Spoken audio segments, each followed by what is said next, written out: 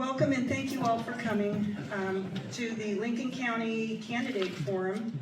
I'm Mary Blackschmidt. I'm the chair of the Lincoln County Republican Central Committee, who is the sponsor of this event.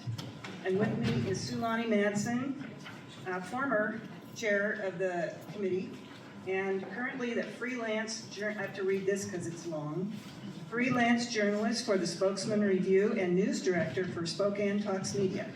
And she will be our moderator. So with that, we're going to start right away with the Pledge of Allegiance. If you would all stand, please.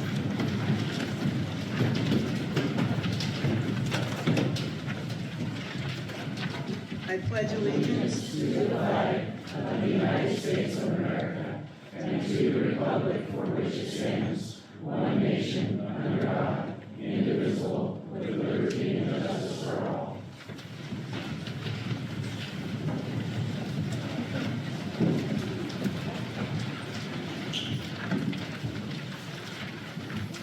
All right, we started on time. It's part of my job is to see that we finish on time so that we are not here until midnight with lots of good questions. Let us start, though, with an invocation. You just join me. Lord, we dedicate this time to you, to a reminder to each of us of our duties as citizens, of our indivisibility. Lord, that we remember that we are one nation under God, indivisible, that this is a time when we discuss some differences, but it's because we all have to make decisions and we need information. Let us do that in a spirit of civility and in a spirit of duty and in a spirit of joy that we have the opportunity to make these decisions for ourselves. In Jesus' name, amen. Amen. I need to practice saying indivisibility. All right, so you all had some cards that you could turn in. Some have already turned them in. I will tell you that we had a number of people, quite a few, who took advantage of the opportunity to email in questions early. There were some patterns that emerged, and some of them also overlapped with questions that were put in here, so I think that we should be covering a good broad range of questions of our candidates. That's the explanation for the index cards. If you have a question that you think of in the middle of this, go ahead and write it out, wave your hand, and Leslie over here will come and fetch it and bring it back up, and we will try and work in all the questions that we can. Two of the questions that came up with everyone, which I would hope that our candidates are going to address in their own speeches, is why do you want the job, and why are you qualified? Pretty basic. This is a job interview. You are all interviewing to hire somebody, and they better be able to tell you the answer to that question. There was one of the questions that showed up as a pattern is a real interest in knowing whether someone is going to have a full-time focus and what their background is that applies to the job. Again, really good questions. You'd ask them of anybody that you were seeking to hire, and I hope that our candidates can answer that as part of their presentations as well. The speakers are going to be seated in alphabetical order for the commissioner and the treasurer's race, because that was simpler. For the sheriff's race, we did a random drawing, and you will see them appear not in alphabetical order, and we will have them speak in that order as well. And they will have a timing. We're going to give them a signal. I didn't bring the shepherd's crook. Could have done that. But I will take the liberty as moderator to interrupt someone gently who's rambling on. And we're going to start and keep on track here by starting with the introductions of the very grassroots of our political system, which is the precinct committee officers. There are Democratic and Republican precinct committee officers. This year we have a Democratic precinct committee officer in Lincoln County, which is a little unusual, and he was invited to be here too, and I actually didn't ask to see if he was here yet. I'm going to ask each of the PCOs, that's the abbreviation, stand up and raise your hand. Now these are people who have volunteered to be in touch with the voters in their area. One of their duties used to be to check the voter rolls, to look at that list of people that are registered to vote in your area and to know that they died 10 years ago, so they need to get off the rolls. I don't know that we have that problem in this county, but that is what a PCO is supposed to do, as well as be someone who connects for the party itself to connect voters with information about candidates. So here we are with the Republican Party's PCOs, and they are listed on your in alphabetical order by their precinct. From Canby, we have Denise Woolweber. From Creston, Dale Anderson. I'm not sure, I didn't check to see who else here. He's not here. From Davenport, Janine Warner. She's here and just not standing up. From Edwall, Carol Paul. From Harrington, Peter Davenport. I know you're there, Peter. From Mondovi, Art Deppner. I saw you coming in, Art. From Odessa, Kim Ram. Okay. From Reardon, Jerry Schultz. From Riverview, Ruth Morgan. From Seven Bays, Ron Horlacher. He's not here. From Sherman, Becky Krause. And from Odessa, from the Democratic Party PCOs, Ted Bruva. He's not here. Well, congratulate him for standing up anyway. Now, introductions of our countywide. We don't often have really tight races in Lincoln County, and we do have some races that are uncontested. We have some of those candidates here. I'm just going to call off each of the races, and for those who are here, come on up, and I'm going to come down with the microphone and give you a minute to introduce yourself, because even if you don't have competition at this level, you do need to introduce yourself to those who are hiring you. Assessor, Scott Liebing, and we knew that he was not going to be able to make it. Auditor, Chandra Schumacher. Prosecuting Attorney, Adam Walzer. And Clerk, Tracy Gantz. Okay.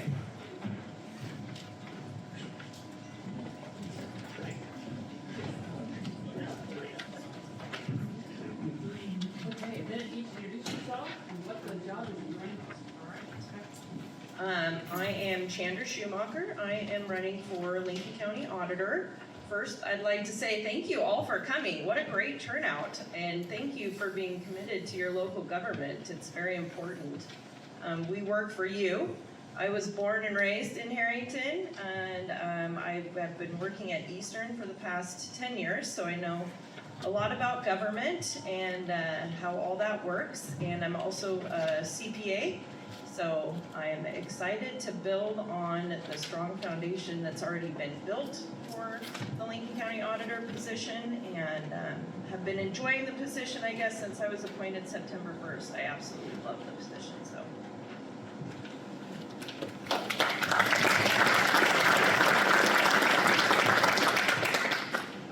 Evening, I'm Adam Walser. I am the prosecuting attorney. I'll try and make this brief. Anybody who knows me knows that's a very difficult thing for me.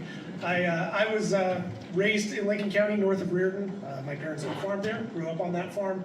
I got my degree from Eastern Washington University, my degree in law from the University of San Diego. I was an enlisted and Marine Corps officer. That's how I got my start in the legal field, as I was a prosecuting attorney, trial counsel in the Marine Corps for a number of years. When I left active duty, I transitioned over to the Navy Reserve, and I'm actually on orders right now. But I came back for the weekend to do this. Was appointed to the prosecuting attorney's position in January of 2021 when our now esteemed Superior Court Judge Jeff Barkdahl was elected. I was elected to the position last year, and I get the pleasure of running back-to-back because of the way the Washington State RCWs work. I think one of the misnomers about the prosecuting attorney's office is that all we do is we prosecute crime. And while that is certainly an important part of our job, between me and my staff attorneys and our backup staff, it is not our only job. In addition to that, and one of the primary focuses that I have is I am the attorney for the county and the county institutions. So folks like Chandra, Scott, any of the other electeds or members of the county who have legal questions, primarily legal questions, but pretty much any question, will come to me and ask about that. I thank you for your vote last year. I appreciate any of you that are willing to vote for me this year, and I think my time is up.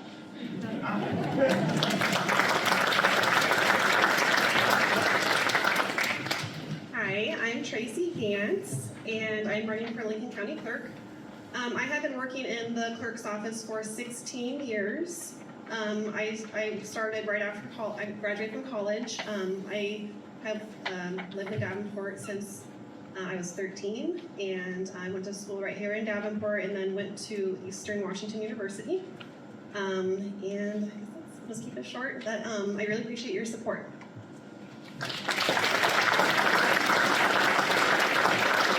Okay, now that you've all at least met these people briefly, feel free to come and ask them questions at any time. We will, if you hang, are all of you available to hang around a little bit afterwards? Okay, track them down afterwards, ask them a couple questions. Thank you for being here.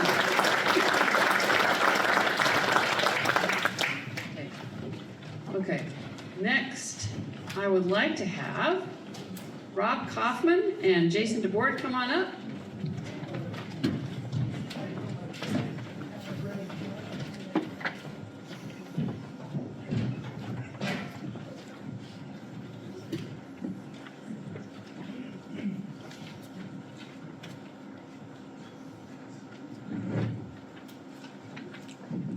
And I will, I'll leave my, if you don't mind my own speaking.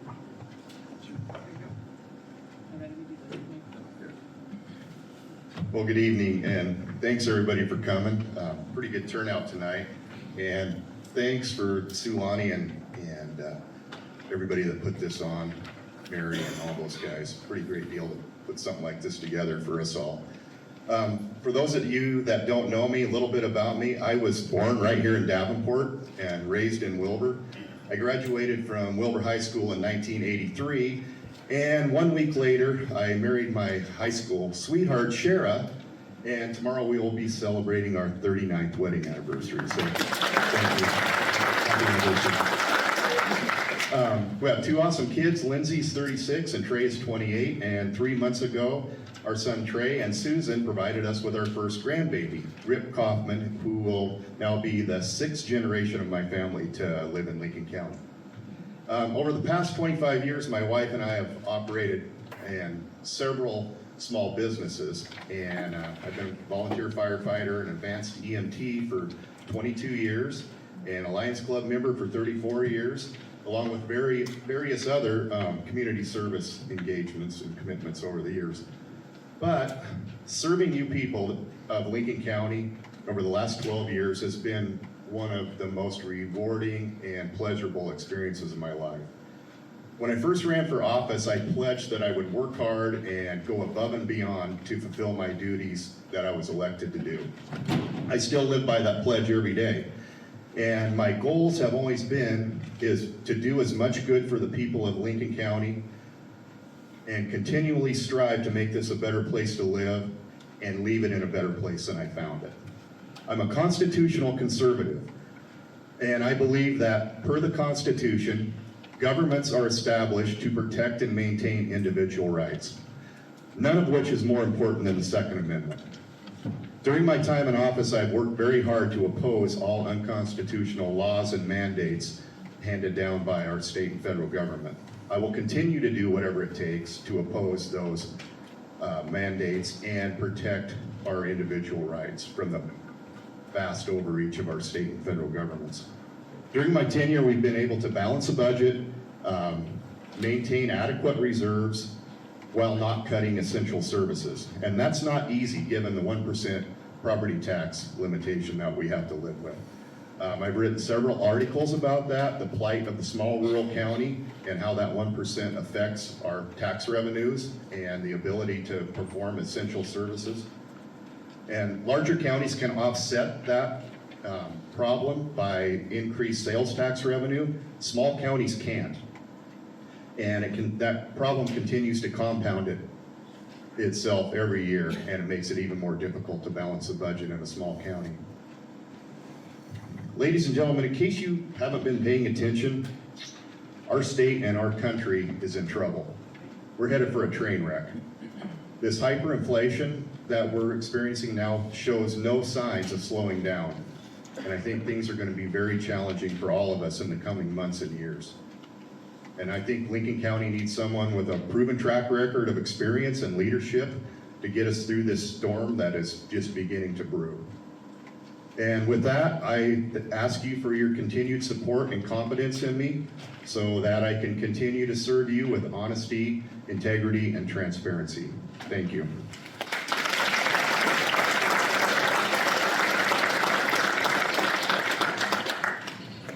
Jason.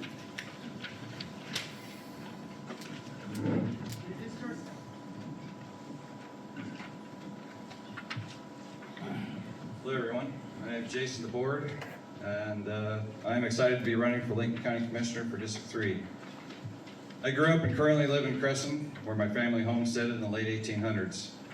I work in Spokane for Hubbins Hi-Fi as a licensed electrical administrator. I have worked in the industry as a custom home automation technician for 26 years and currently hold the position of project manager. It is my responsibility to manage both labor resources for our installation crews as well as comprehensive job budget considerations. I have extensive experience in dealing with contractors, designers, and architects in all phases of the construction industry. My role also requires me to keep up with the changing electrical and building codes of Washington and Idaho. I've been a volunteer firefighter in Creston Fire Department for 16 years, and I'm currently the assistant fire chief. I have been an EMT for the town of Creston for 3 years, and I have taught hunter safety for 14 years. So as you see, I'm a strong supporter of the community and the way of life and cherish our rural environment of Lincoln County. I'm a hard worker, quick learner, and look forward to new challenges when I'm elected to the county commissioner position and keeping the values and traditions of Lincoln County alive for generations to come. After speaking with many people in my district, this main concern was a lack of transparency and communication to the public. Additionally, I've heard concerns and lack of follow-through on road improvement projects not being dealt with at all or not being completed as promised to the Lincoln County taxpayers. As a leader of the fire department, my fellow volunteers, along with others in the community, thought I would be an excellent choice to run for this position. After great consideration to the responsibility, I decided to run for commissioner to help be the voice of the community of which I grew up in and care about. I am a fresh face and I'm willing to step into this role to learn and to do what is best for my district and the county. And I am excited to do so to make a difference. As commissioner, I look forward for your input to help me grow and to do what is best for our community and to make sure your voice is heard. I want to thank you again for coming and giving me this time to speak, and I pray I earn your vote. Thank you.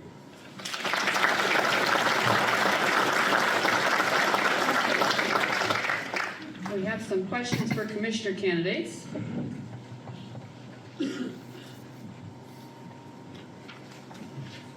And I'll just ask this, we'll just alternate who goes first, but starting with Jason, since you had to go second on the introductions. Could you explain your qualifications for overseeing county budget and policy? Like I said, I'm learning at this, so I'm new to all this, and so that's where I will be lacking in it, but I'm willing to learn and grow and do what I need to do to do that. Same question to you, Rob. Okay, yeah, that's a difficult question to answer if you haven't been in the position, but we've had 11 budgets that we passed since I've been a commissioner starting in 2011, so I think every year we've been able to balance the budget, like I said, and without having to cut essential services, but that is one thing I'm super worried about going forward. The inflation that's happening right now is going to make that really difficult in the foreseeable future to do stuff like that. But my qualifications are I worked at I was a city councilman in Wilbur for several years, and then got elected to the county commissioner position and have been doing just that every year for the last 11 years. And Rob, this question I'm going to send to you first because I know you'll understand the details behind it and can explain a little bit of its background. The county has lost employee prospects because the cost to insure the family is too high and not competitive with other jobs. And I'm assuming this is about the health insurance system, which is a little different in Lincoln County. What will you do to try to improve costs associated with insuring an employee's family? Yeah, that's a really tough one. The insurance industry right now is crazy. You've got our state and federal government continues to pass these laws that make it easier for criminals to get off, and they commit property crimes and all kinds of stuff. So all the insurance right now in the world is just going up and up and up, and it's very difficult to do that. Lincoln County, we've been self-insured now since I've been a commissioner, and we've been able to keep our rates very low, and the county pays all of the portion of the insurance for the families. But it is difficult. Our self-insurance program is in trouble right now because of the increasing costs of providing those services. And so we're looking at doing a fully insured program in the future, maybe early as next year, just because of how difficult it is to provide that on a very limited budget like Lincoln County has. And to Jason, do you have any comments with a perspective on that decision that the county? Yeah, I've heard concerns in this from obviously lots of people, and insurance is hard, anywhere you go lately. So, maybe it's something we could do to join with other small counties on this east side to try to join forces and, try to get that rates lower and more competitive. And that's a possibility, something I think we should pursue. A question that came from someone else with an email is, do you support or intend to continue public negotiation of union contracts? To Rob, that would be a do you intend to continue? And to Jason, that would be a do you intend to support? It's kind of a yes-no question, but comments from either of you? Absolutely, I continue to support that. I was very instrumental in getting that done, and Lincoln County was the first county in the state of Washington, the first governmental entity to open up its contract negotiations for the public to see what happens behind closed doors, and that's one of the accomplishments that I'm very proud of, and yes, I will continue to support that. I don't think anybody's surprised by the answer. And yes, I agree 100% with that. And I'm not surprised by that answer either, thank you. I think I want to get back to that basic question that everybody had asked about all the candidates. Why do you want the job? Well, for me, everyone, I think, it's harder for people to step into this role and to take over, and, sometimes you just kind of got to step into the position and learn what you can to grow, and because it's getting harder and harder for people to, like I said, to do this. Saying I'm willing to do it, I'm willing to learn, and willing to work as hard as I can to just do what we can as best for the county. And Rob, do you have a final comment? Yeah, I'm very passionate about my job. I've worked very hard at it, and I want Lincoln County to be the best place in Washington State to live, and I have the passion to serve people. And also, I'm very passionate about our individual liberties and freedoms not being overtaken by tyrannical governments and stuff. And so I want to continue to work hard to fight that stuff coming out of Olympia and the United States Congress. So.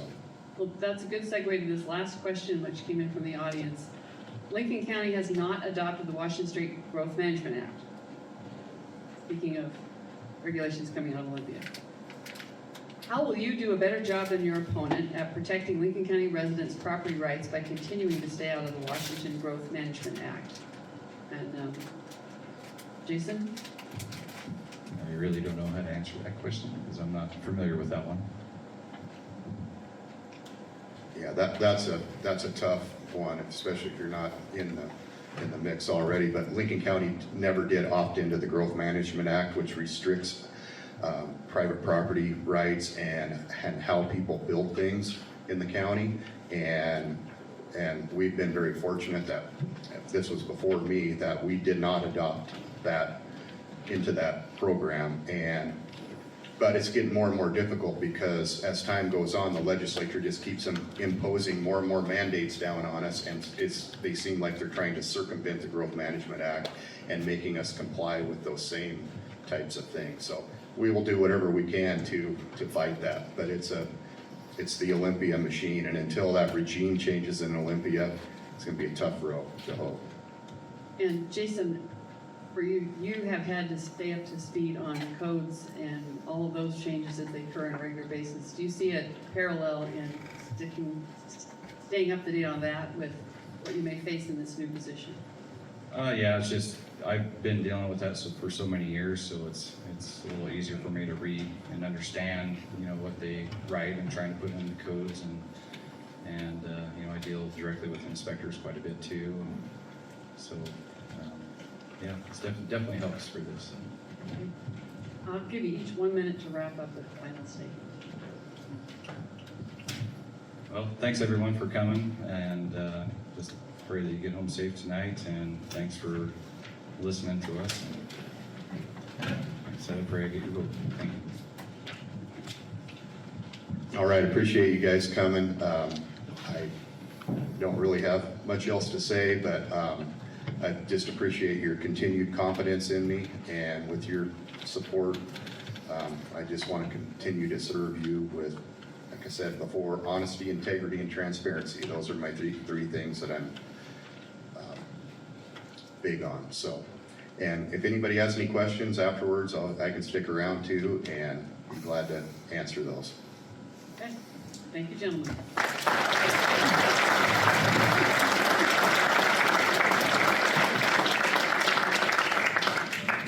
Our next panel of candidates are running for the position of county treasurer.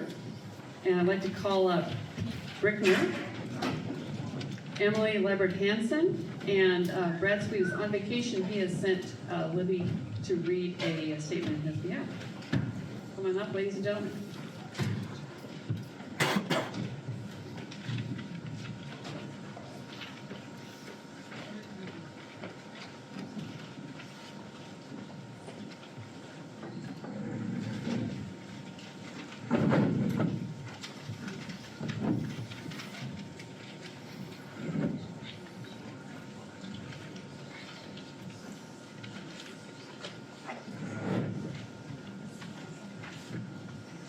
And I will invite you to speak from the table unless someone's really uncomfortable and wants to stand at a podium.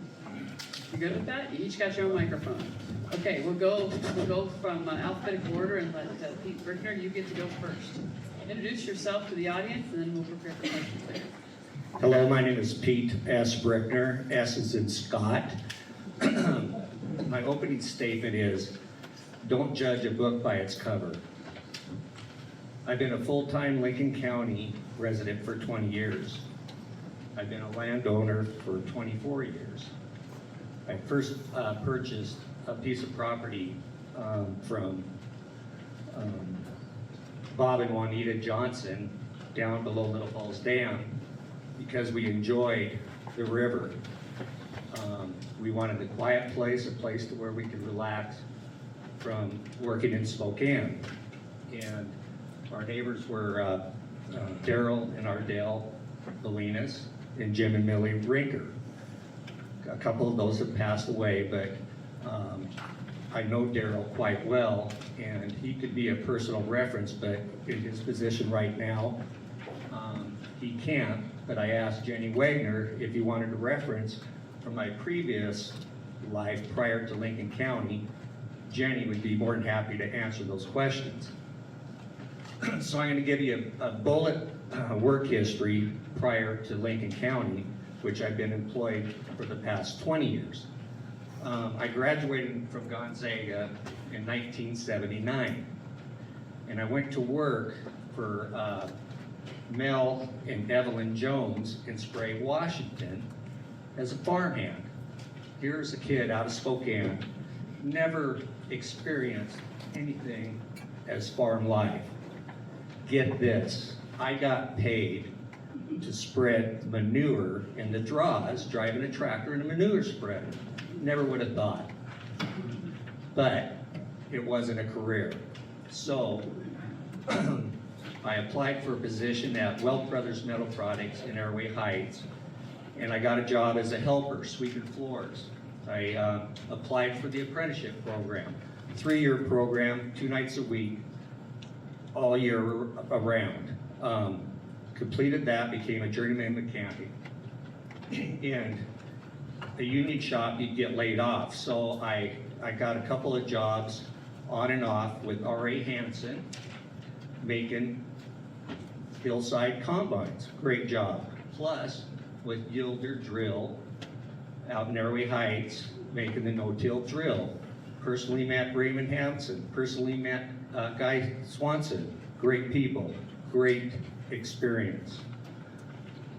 1987, Welk Brothers, which I thought was my career, filed bankruptcy. The economy was devastated, it was in the tank. So I went to work for a company in the valley way less than what I was making, ground floor as a production worker. Well, they made concrete railroad ties. Imagine that, never would have thought.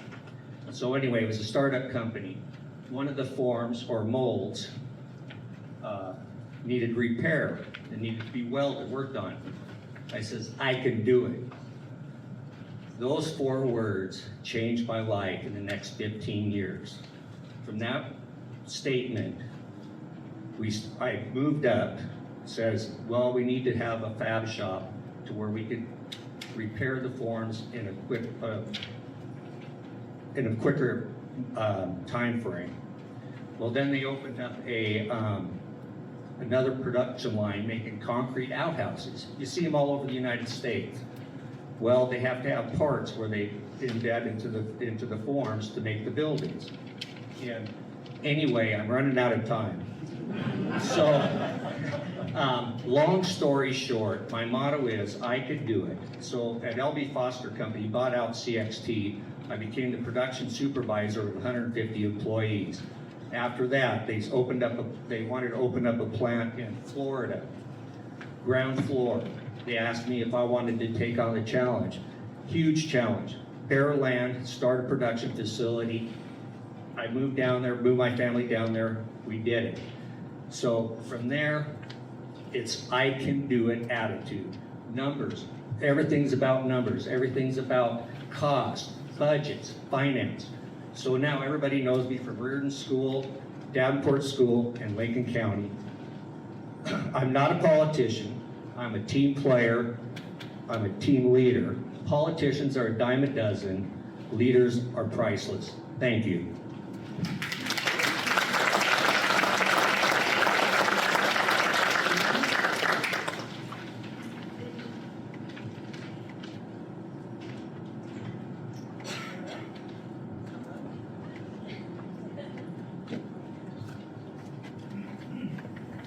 Good evening.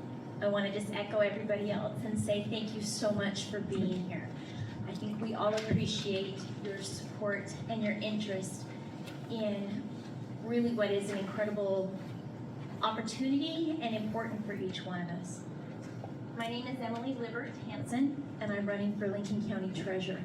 I've had the privilege of serving Lincoln County for the past 10 years as Deputy Treasurer, where I've had the incredible experience to be part of a wonderful team of women who are hardworking, talented, intelligent, and I have learned so much from them. And I just want to say thanks for the team is all here in support of me tonight. So thanks, guys, for being here. My prior experience includes an additional 10 years of government accounting experience working in Utah. And prior to my experience as a public servant, my husband and I owned a grocery store in the state of California for almost 6 years, where we had better than 20 employees. I have an associate's degree from a small college in Rexburg, Idaho, at the time it was called Ricks College, and a Bachelor of Science degree from the University of Utah. I have an intimate understanding of and appreciation for the importance of accountability, proficiency, reliability, integrity, and transparency when acting as custodian of public funds, and always approach this duty with commitment and a serious regard for the public trust. I'm proud of my contributions to the Treasurer's Office since being employed in 2012. I worked hard to upgrade the office from handwritten ledger account books to a full implementation of QuickBooks to more efficiently and accurately manage the office's many financial accounts.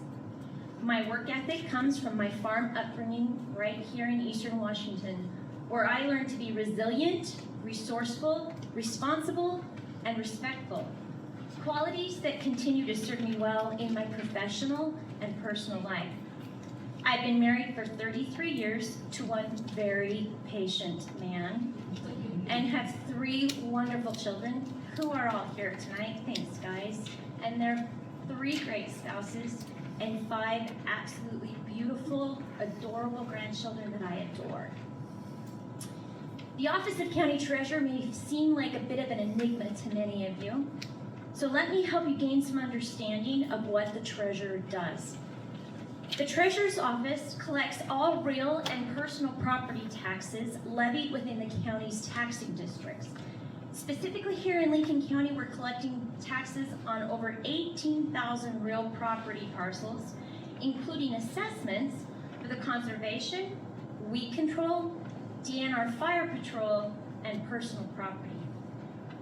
The Treasurer's Office is also the acting agent for the State Department of Revenue and collects excise tax, which also includes processing the legal documents associated with any real estate transaction occurring within the county lines. Currently, the Treasurer's Office is processing here in Lincoln County an average of over 100 real estate documents a month. The Treasurer's Office also manages all monies, receipts, investments, debts, and deposits for the entire county, including each specific county department, such as Public Works, Public Health, Drug and Alcohol, and on, 2 hospitals, 8 schools, 9 fire districts, 5 cemetery, and 4 park and rec districts. In a nutshell, the Treasurer's Office is managing over $70 million, with about $10 million of that money rotating through our office doors, in and out of our office through our 9 bank accounts, our 173 county funds, and the state investment fund. By giving you all of these numbers, I hope to illustrate how crucial it is for you to choose someone who understands the working procedures and policies in managing public funds. No one likes to pay property taxes. We all understand that. I don't like to pay them either. However, as a taxpayer, you need to be confident that your money is in capable hands and that you can rely on the treasurer to have the knowledge, experience, and commitment to safeguard your hard-earned money to support the essential services that we all enjoy and expect on a daily basis. My name is Emily Libbert Hansen. I'm asking for your vote for Lincoln County Treasurer, and I pledge to honor that trust. Thank you.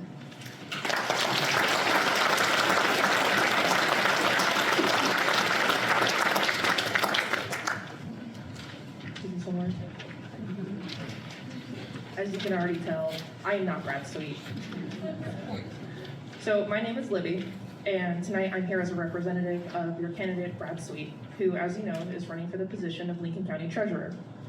Unfortunately, Brad is out of the state at the moment due to pre-planned events, but he does deeply regret that he could not be here tonight. If he could, he absolutely would. A little bit about Brad. As many know, Brad was actually born and raised out here in Lincoln County, and then once he graduated Davenport High School, he moved just a short distance away to attend college, where he later graduated from Eastern Washington University. Currently has 2 bachelor's degrees, one in business management and the other in accounting. After attending Eastern Washington University, he returned back to Davenport, where he took a job as a corrections and communications deputy for the Lincoln County Sheriff's Office, where he's worked for the last 16 years and counting. Brad has been very involved in our communities by volunteering much of his time in one form or another, participating in such things as Lincoln County Fair Board, Davenport City Council, Davenport School Board for 10 years, Gorillas Booster Board, where he's been the treasurer for 11 years, and a Fraternal Order of Police, where he's been the treasurer for 8. On top of all of that, he's continued to be a public servant for the communities, serving on not only as a 911 dispatcher and corrections officer, but on Davenport's fire department and Davenport's ambulance as well. Along that, as most of you know, Brad has also held the office as mayor of Davenport for the last 6 years.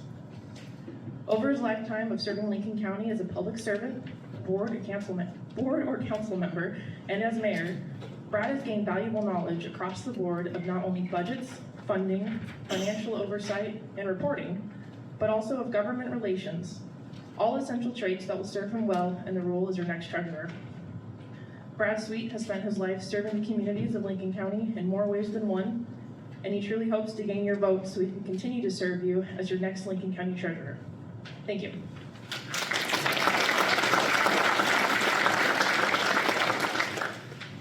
Now I invite you all to pin Brad down next time you see him to ask him questions, but I did promise Libby I wouldn't make her answer questions and pretend to be Brad. That wouldn't be fair to either one of them, and I want Libby to keep picking up our patience.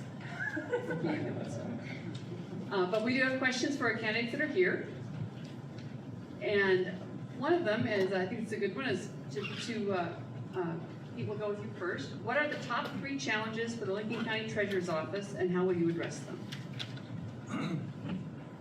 The top 3 challenges for the Lincoln County Treasurer. Now I gotta kind of just wing this because I haven't been in that position before, so it's kind of a loaded question.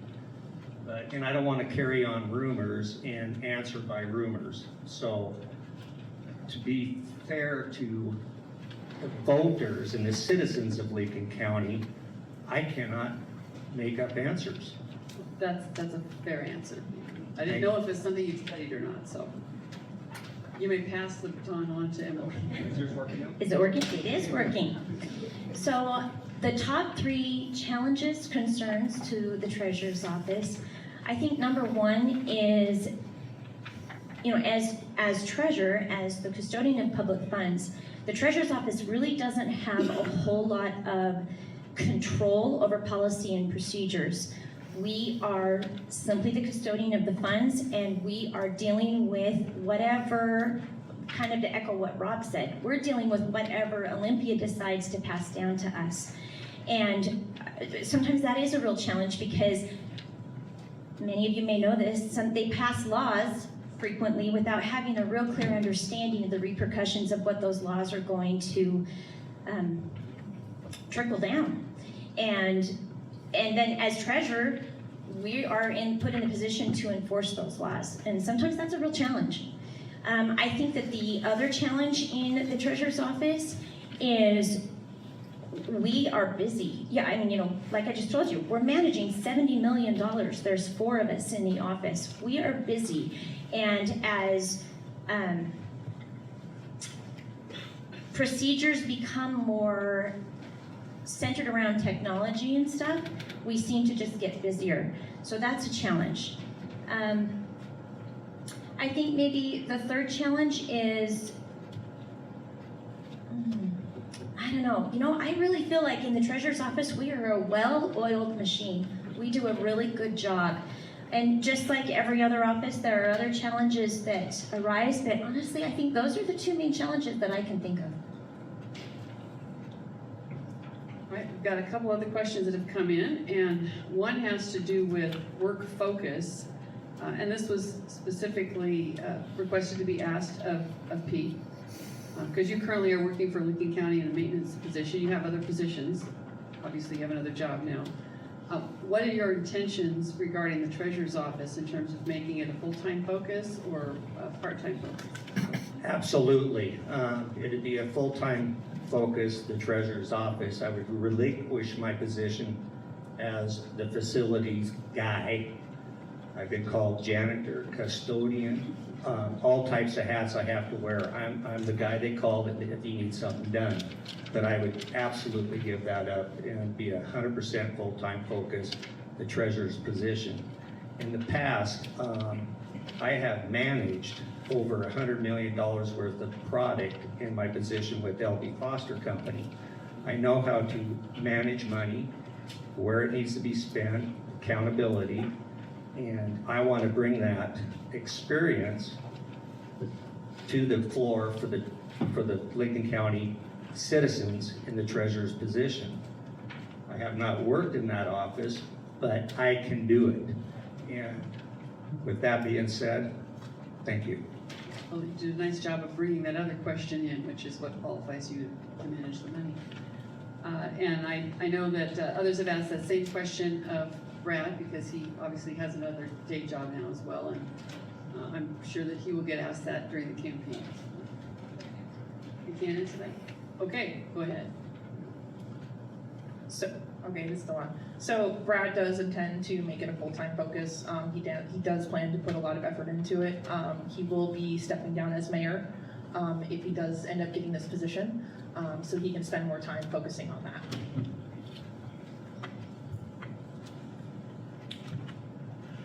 And one of the tough questions for you, Emily, this is from someone who wanted to know if you would be interested, if you would be following up on converting county accounting to modular accounting, where transactions can't be edited as they sometimes can in QuickBooks. I'm not completely certain that to be honest, that I understand the question. Again, everything we do in the treasurer's office is dictated by policy, RCW. And the other thing we're huge on in the treasurer's office is segregated duties. So everything we do is touched by at least 2 people in the office. It's a constant check, double check, sometimes triple check.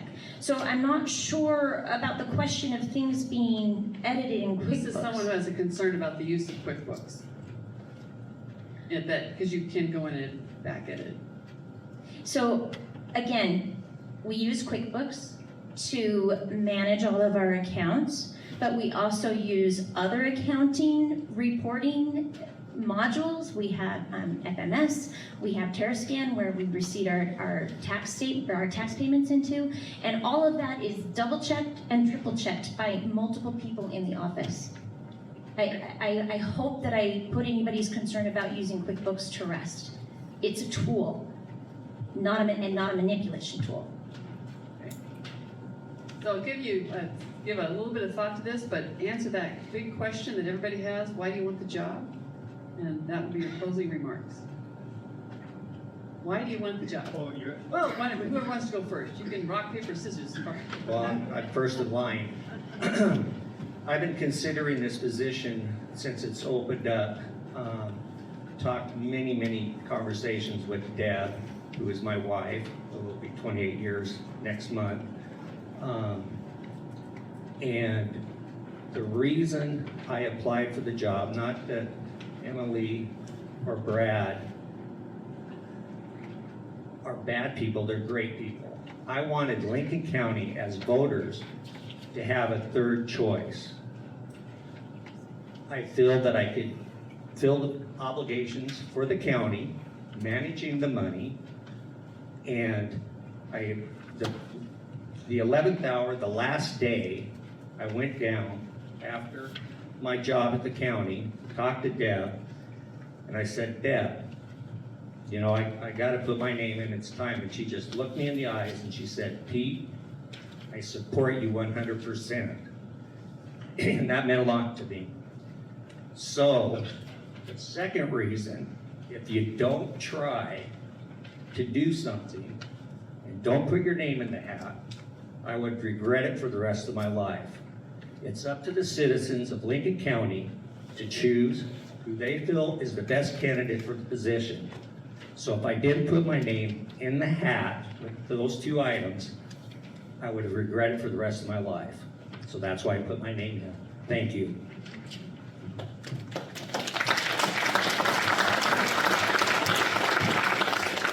I absolutely love my job. I love what I do. I love the challenge that it presents on a daily basis to learn and grow.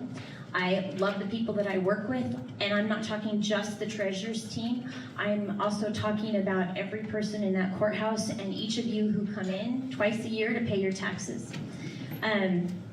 I feel like I have the experience and the understanding of what it takes to be a responsible caretaker of your money. And it's my money too. And I truly care about this county and where it's going and what will happen from this point forward. Really, truly, the treasurer doesn't have a lot of power. There isn't any dictating of where the money does or doesn't go. I mean, we're just making sure that the money is safe, that your money is safe, and kind of holding all the people that we deal with their money, all the different districts and county entities, kind of making sure and holding them accountable to make sure that they're keeping the money safe as well. And I love my job. That's why I want to be treasurer.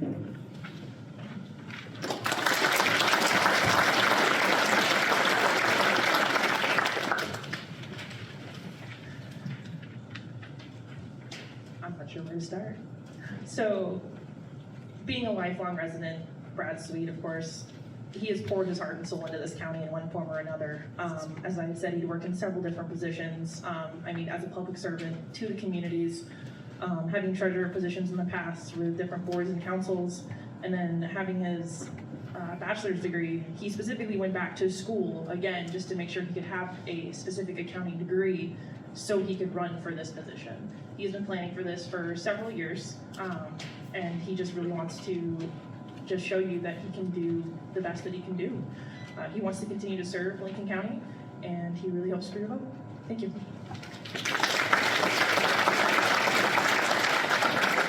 Thank you, ladies and gentlemen.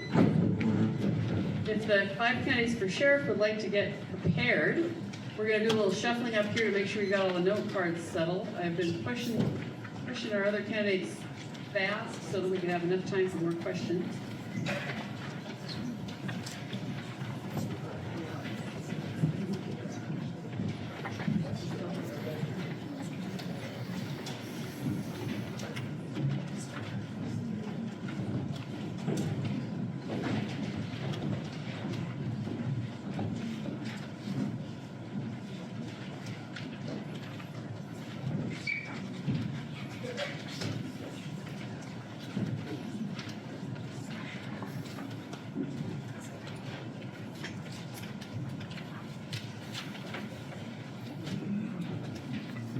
So where are y'all? Don't be shy.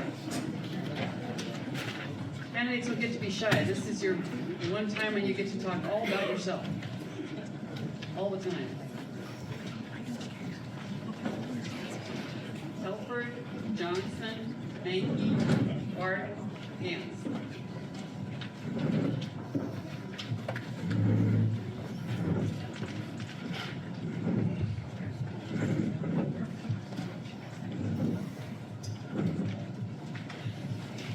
You've each got that 4 to 5 minutes that we warned you about to introduce yourselves.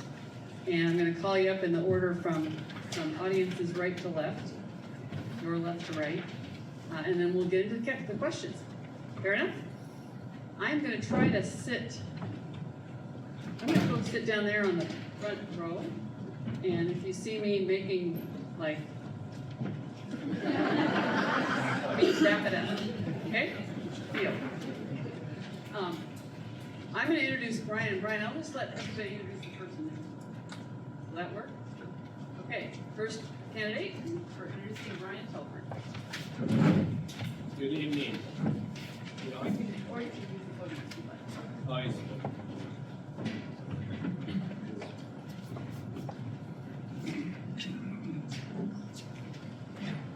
Good evening. I'm Brian Telford. I moved here in 1978. We purchased property on the back of a Field and Stream magazine that we traveled across. And by the way, that was with Turf Realty back then. And we moved up here to Lincoln County and we built a house on 20 acres of property up north. We graduated from Davenport in 1984. And in September of '84, I entered the U.S. military, where I did basic and advanced individual training at Fort McClellan, Alabama to be an MP. Thereafter, I completed my tour from Europe and in Fort Lee, Virginia. And then upon that, I ETS from the military, where I went into the working force. And at the time when I was applying for law enforcement, it was very competitive. You were lucky to be one applicant, be in the top 10%, top 5%, and still not get a job. So my hands had to go to work, and that's what I did. My wife Teresa, we've been married quite a few years. We moved back to Davenport as the parents were ailing. And I accepted a job here prior coming from Whatcom County Jail, where I was a jailer for 2 years. In Lincoln County, I was hired on by John Coley as a deputy. Completed basic law enforcement academy in Spokane. And I was hired as a Davenport detachment. There was 3 of us at the time. I spent 5 years there. After 5 years, I was appointed by Wade Majors to the chief criminal deputy position. And that position had a lot of responsibilities. I was third in command. I had to know what was going on from top to bottom. Supervise sergeants, detectives, reserves, deputies. I also handled calls for service. I also did some very tough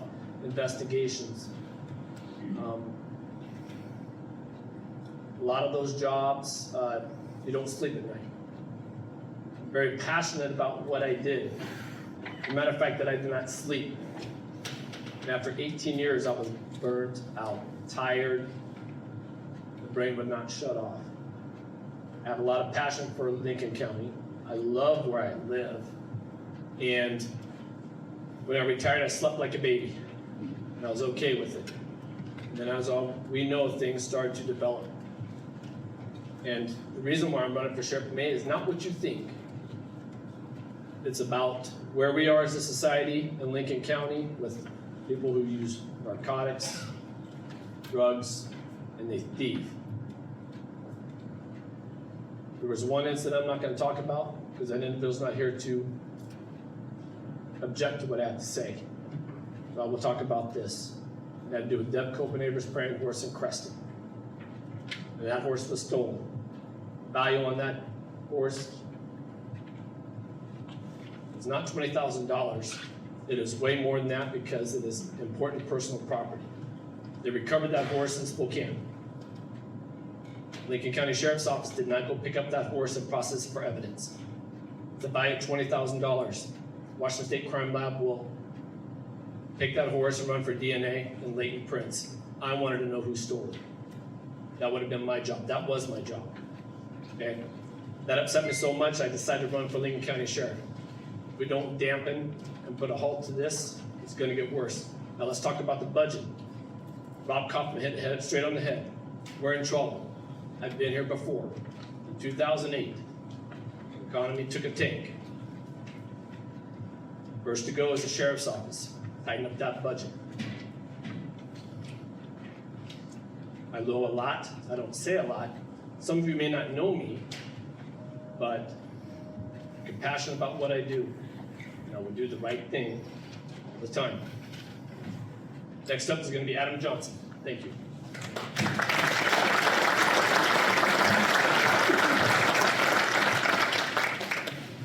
Is this one working? So, my name is Adam Johnson. I live in Davenport with my wife, 2 sons. I grew up in southeast Idaho, immersed in farm and livestock. Oh, is that better? There you go. Okay. While growing up, I participated in scouting. I earned my Eagle Scout. My family was involved. Thank you. We'll get it there. My family was involved in our church community, and I served a 2-year mission after I graduated high school. Prior to law enforcement, I had a career in management for a large corporation. I was a site manager with exclusive contracts with 2 counties, 6 cities. The site I managed consisted of 3 separate locations. There was the main operating office area, which consisted of the office and a maintenance. There was a recycle center and then a transfer station. Also in part of the cities, there were 3 separate recycling locations open to the public. During that time, I managed between 30 and 35 people.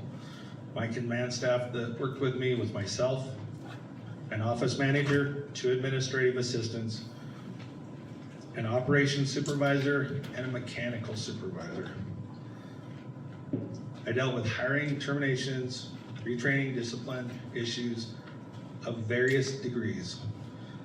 I was tasked with managing a large budget, including payroll, billing, operations, expenses, including large purchases and equipment. During this time, I was also involved with the county commissioners and city councils in meetings covering several items, including budgets, contracts, services, complaints, and special events. My management style is servant leadership. If you've never heard of it, servant leadership is an opportunity to serve others. It shares the power and control to drive engagement with everyone. It measures success through growth and development. This is my desire to bring this to the Sheriff's Department to empower our people and give a positive impact to our communities. I enjoy management, but always wanted to serve the community more and more. So I joined law enforcement. I began in tribal officer after I completed my Idaho Peace Officer Certificate and later went to Nez Perce County Sheriff's Office. At the Sheriff's Office, I became a certified diver I worked in waterways and backcountry. I taught as a field training officer, became a part of the Sheriff's Air Posse, and advanced to be a corporal. During my time as corporal, I supervised between 2 and 8 employees. I'm currently an officer at the Airway Heights Police Department, where I'm certified as a peace officer in Washington. I currently serve as a community engagement officer, evidence property officer, peer support, community court officer, code enforcement, and coordinate logistics for our radios, our cars, and our laptops. I previously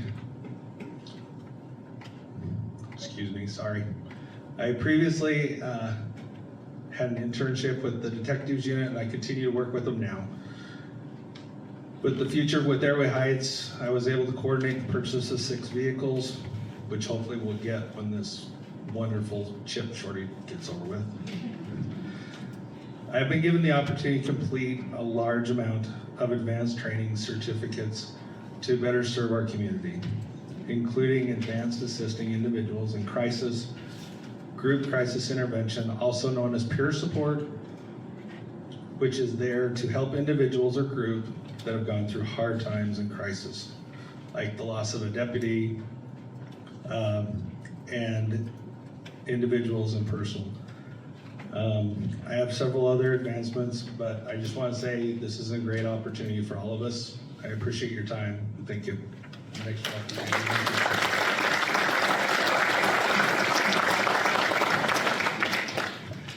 Thanks for everybody coming out tonight. This is really exciting time to be running for this position, especially the way things are going politically in our state and across the United States.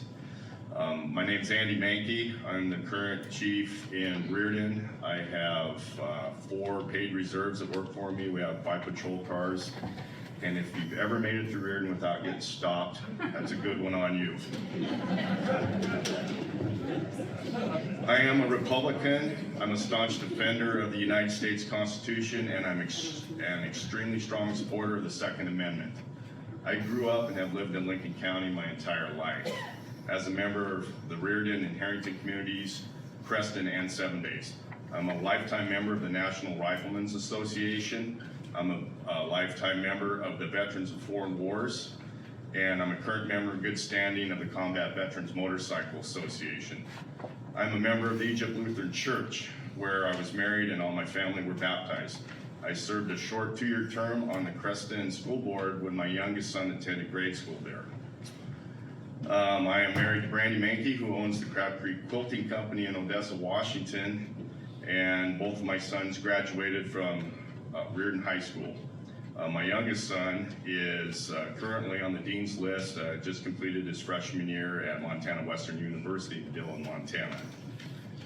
I joined the U.S. Army after attending Walla Walla Community College for 2 years in the criminal justice program and retired from the Washington Army National Guard, and I was also active duty for 7 years with 21 years of honorable service. During this time, I deployed 3 times in support of combat operations to the Middle East, to include Operation Desert Storm and Operation Iraqi Freedom. As an armored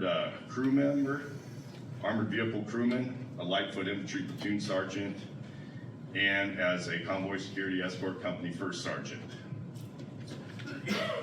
During my service, I was awarded the Meritorious Service Medal, and I was also awarded 2 Bronze Stars. I retired as the senior first sergeant from the 161 Infantry Battalion, and I was responsible for the morale, discipline, health, and welfare of 330 soldiers. I was also responsible for millions of dollars in military vehicles, weapons, and equipment. In 2006, I was hired by Lincoln County Sheriff John Coy and served as a patrol investigations deputy for the Sheriff's Office for 14.5 years, performing duties as Marine Deputy, Field Training Officer, Radar Instructor, and Patrol Investigations Deputy. During this time, I served throughout the county and regularly attended numerous city council meetings to include Harrington, Spray, Davenport, Wilbur, while assigned as a patrol deputy within these townships districts. I left the sheriff's office in July 2019 and accepted the position of chief of police in Reardon. I've been blessed with the best community support in the entire United States for law enforcement by the citizens of Reardon, and have with the support of the Reardon City Council made the Reardon Police Department the most aggressive and active deterrent to criminal activity the town has ever enjoyed. When I take office as sheriff, I will effect positive change within the Lincoln County Sheriff's Office by changing the culture, which will enable the organization to retain trained deputies and dispatchers and end the revolving door of employee departures due to poor morale, employee treatment, and lack of leadership. Public safety and prevention of property crimes within our county are always at the forefront of my commitment to our community. I also am a strong proponent of small town police departments, which have been eliminated in several towns within Lincoln County. It is my goal to reestablish and support these organizations that cannot support their own police departments. I understand many towns have suffered negative outcomes within their local police departments due to lawsuits and being unable to hire quality applicants. If the mayor and city councils of these small towns prefer, I will offer to continue current police contracts, but will put assigned deputies and patrol cars with the local township's name on them and the town's police patch on the shoulder of the deputy. The deputy will be hired, trained, equipped, and paid and benefited by the sheriff's office, and will wear the sheriff's office badge on their chest, but will answer to the mayor and the city council for which town they are assigned. This is a proven success model the city of Spokane Valley has utilized, as all their officers are Spokane County deputies under Ozzie Knezevich. I also plan on reducing the number of political appointed staff positions within the organization in order to increase the number of patrol deputies and corrections dispatch personnel we can field to safeguard our citizens and make the jail a safer place to work. I pledge to be a working sheriff. These are just some of the positive changes I'm committed to make within the organization when elected. Thank you for your support, and I look forward to serving you as sheriff of Lincoln County.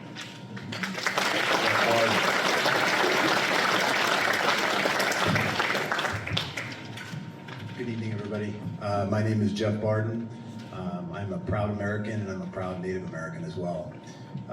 Thank you for coming out tonight, and just to tell you a little bit about myself. I did have a speech prepared, but it's easier for me just to kind of go from the hip. I'm 53 years old. I've been in law enforcement and public safety for nearly 33 years. I started in the fire service. I was dual certified as a firefighter and a police officer here in the state of Washington. Currently, I'm employed by the King County Sheriff's Office as a sergeant. I've served as a sergeant for nearly 10 years. I supervise anywhere between 10 and 28 personnel on a daily basis. Those personnel are assigned to me in the contract city of SeaTac and the contract city of Burien. I'm married to my lovely wife, Tina, and with me is also my son, Jacob. We have recently moved here specifically to Lincoln County, down in the Deer Meadows area. I've been in this area with my grandfather and my relatives for the last 45 years. My family comes from the Swiss Valley. We established ourselves, or my family established ourselves back in the early 1900s. Dairy farmers from Addy and the Swiss Valley. My grandparents moved from Addy in the Swiss Valley in Chewelah out to Otis Orchards, where their ranch still sits today along the Spokane River. One would ask why an outsider, considered an outsider, would want to take on this role, and what information that I have that would lead me to this plight. I'm very passionate about law enforcement. I'm very passionate about accountability. Accountability sometimes can be a canned word. You have to live it. Accountability also means that there's transparency that comes with what we do. I've been in this profession long enough to understand that the more that I communicate with someone, the easier it is for them to understand what it is that I do, what it is that we do as a community. The primary reason that I am putting in for this position is that I want to serve you, I want to serve this community. I want to show you what it is that I can offer you. Thank you.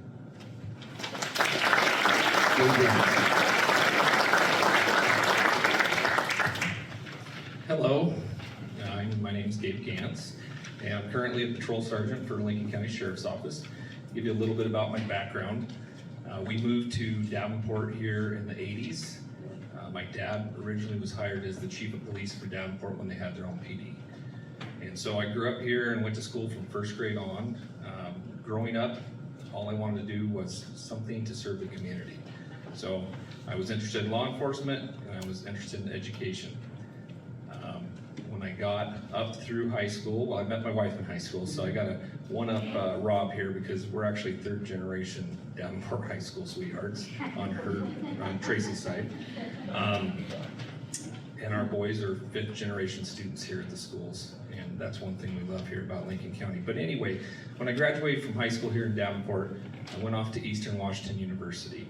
I wasn't exactly sure what I wanted to do. I spent the first couple of years just taking the general requirements and then went into teaching. So I graduated with a degree in secondary education with endorsements of social studies and history. And I still write some history articles. Hopefully some of you read them.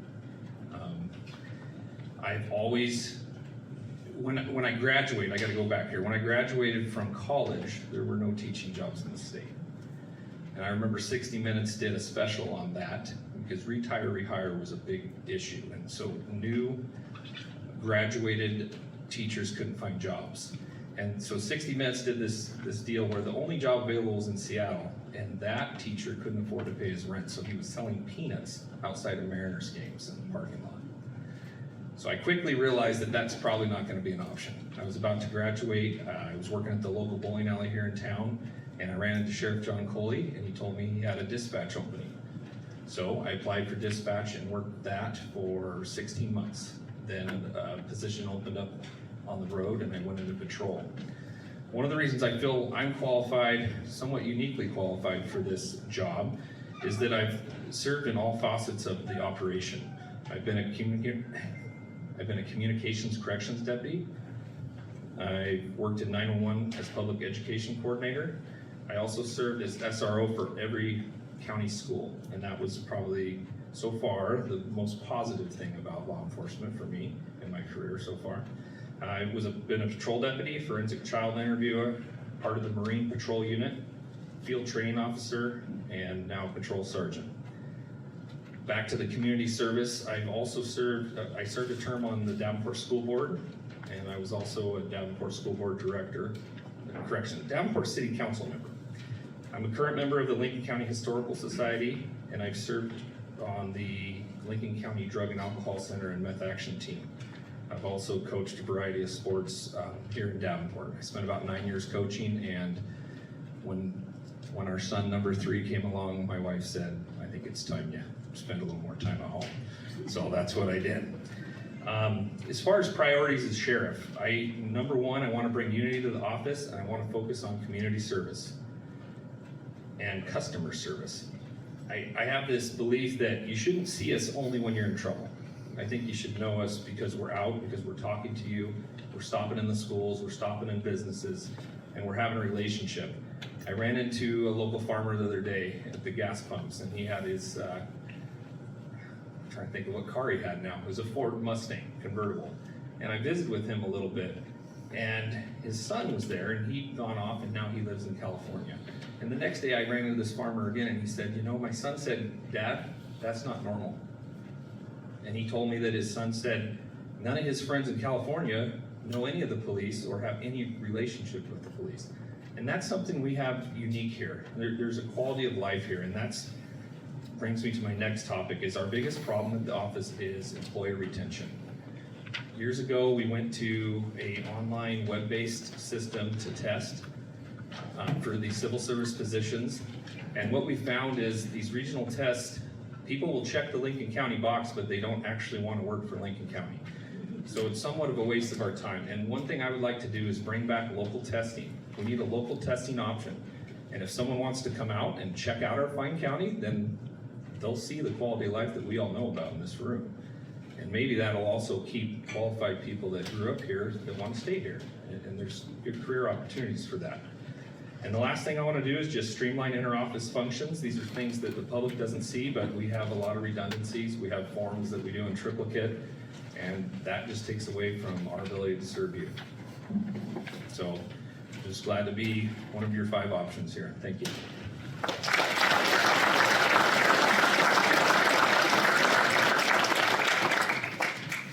Okay, we've got lots of questions for you gentlemen.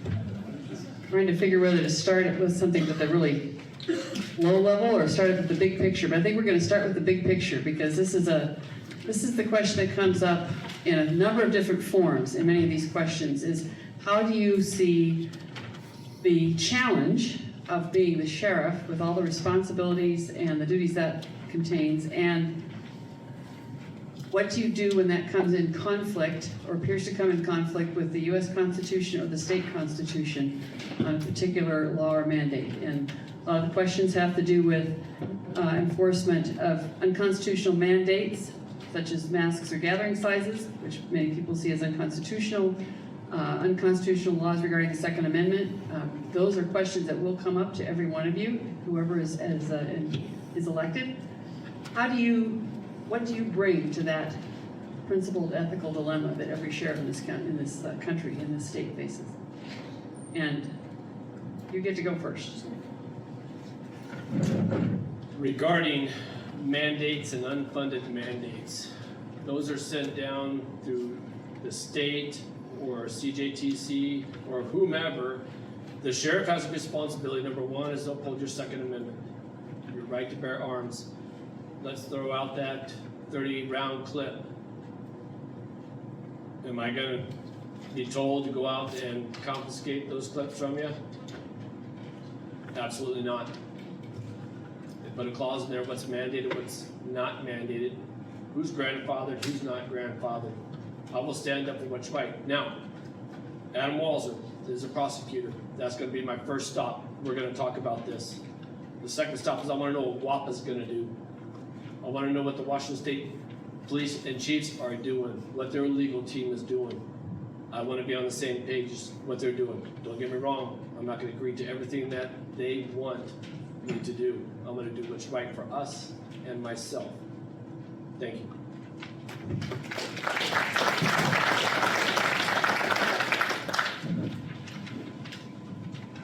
Well, I have to agree with Brian.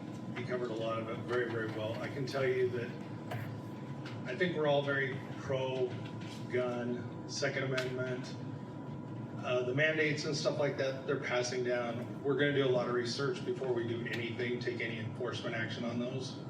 We will consult with the attorney. We will do all the right things to make sure that we're protecting our communities and our county, because it's the highest importance to me that we are here to serve you and to make sure that our deputies are following those correctly and not enforcing laws that shouldn't be there.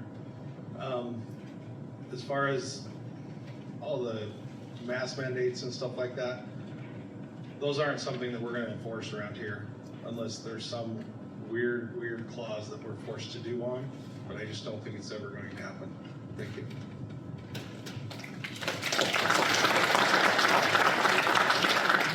As the chief of police in Reardon, I've already run into this issue with the Second Amendment and with unconstitutional mass mandates and gatherings.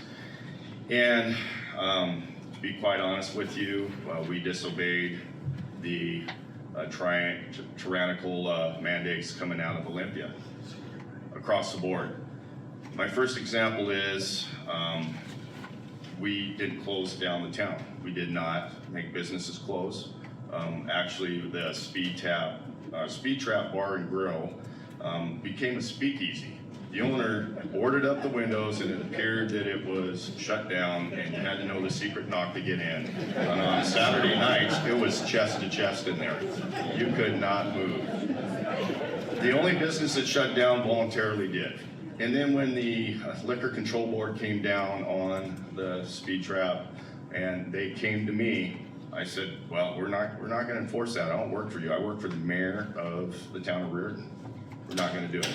My second example was when the House Bill 1310 came down and we were told as law enforcement organizations, all the shotguns were now military equipment and we were not authorized to have them on patrol.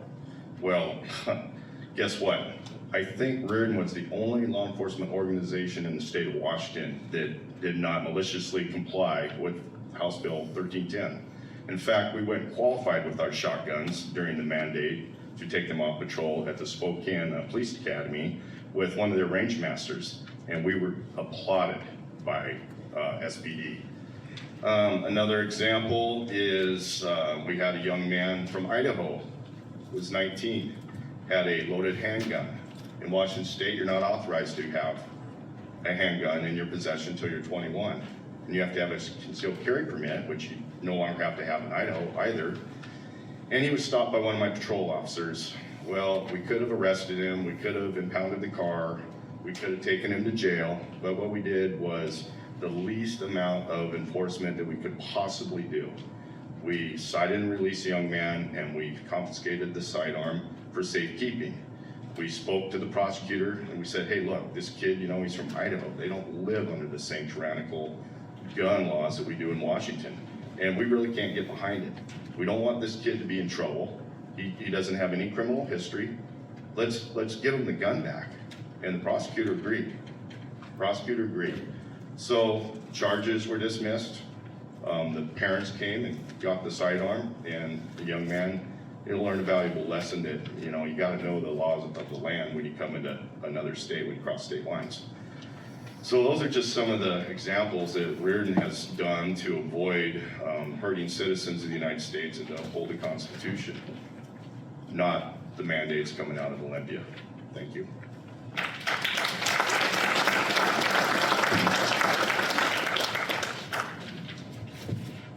As these gentlemen had already alluded to, the bottom line is that we should be supporting all of the U.S. Constitution.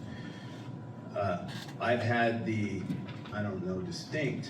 but working in King County and working around the Seattle government that is basically pushed out to the surrounding areas of King County and those extremely rural areas like Carnation and Duval and Fall City and Enumclaw and Selleck, is that we run into these same situations and concerns with folks regarding things like the Second Amendment and the right to bear arms.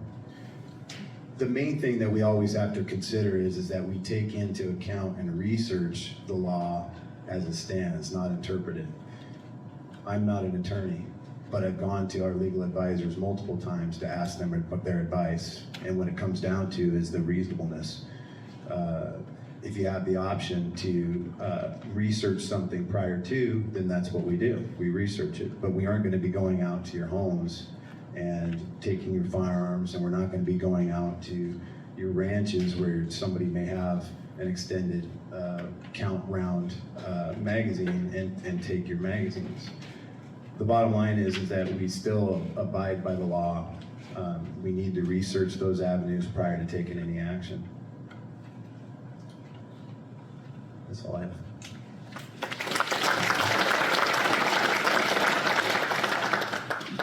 Well, I think pretty much everything's been covered there, and we did get calls about people not wearing masks when the mandate was going on. We got calls about gatherings, and people would call, oh, there's 10 kids in the backyard. Okay. That was pretty much our response, and that's how it'll continue. I don't want to turn this into a history lesson here, but the Constitution's a very important document, and I think, in my opinion, the founders had great foresight. They knew that the federal government had to be limited in power because people tend to human nature. They want to pass self-serving laws. So they came up with the Constitution, and when it was being ratified, some of the states didn't want to ratify it. They said they didn't want strong enough government. They wanted to protect individual rights. And so James Madison helped craft the Bill of Rights. And with the Second Amendment, part of it says, the right of the people to keep and bear arms shall not be infringed. So we will not infringe your right to keep and bear arms. Thank you.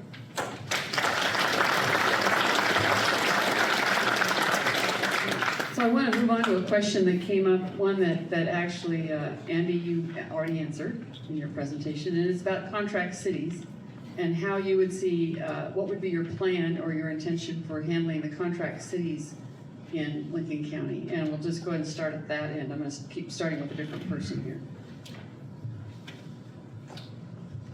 Well, currently, we contract with every city in the county except for Reardon and Odessa, which have their own PDs.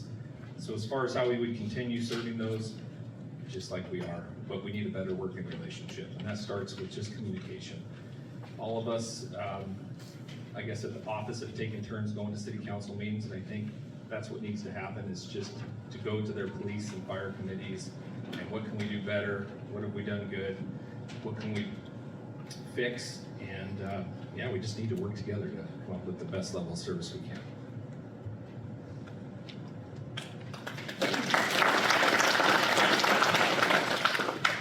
I'm not familiar with all of the contract situations that we have here in Lincoln County. I understand that the Sheriff's Office does provide services to a lot of the surrounding areas. I am, however, familiar with contracting and how it works. Most of them are usually through what they call interlocal agreements. In King County, the majority of agencies there, the smaller agencies, they cannot afford to have their own police departments. And therefore, they adopt interlocal agreements with those agencies specific to how many personnel, their budgets, how much equipment that they have, and so forth. Understanding that it is an extremely important role, and I believe that Mr. Mickey actually even alluded to the fact that what we do in King County is very similar and is actually the model to a lot of agencies across the country, one of them being Los Angeles County. What they do is those individual communities need to have their own sense of purpose, their own identity, but without those costs. So when you bring in another agency, they need to remain. If Davenport has their own police department, Reardon has their own police department, Odessa, Wilbur, and so forth, they get their own identity, but it's still provided, the services are still provided by the Sheriff's Office to limit those costs. They're very complex issues. There's a lot of things that may work in, say, an area like Wilbur that do not work in Odessa, that may work in Davenport, that may not be associated with Reardon, and so forth. So it is, the main thing is that there has to be communication, there has to be community input. Everybody needs to have their voice heard and what their concerns are and what their needs are. Thank you.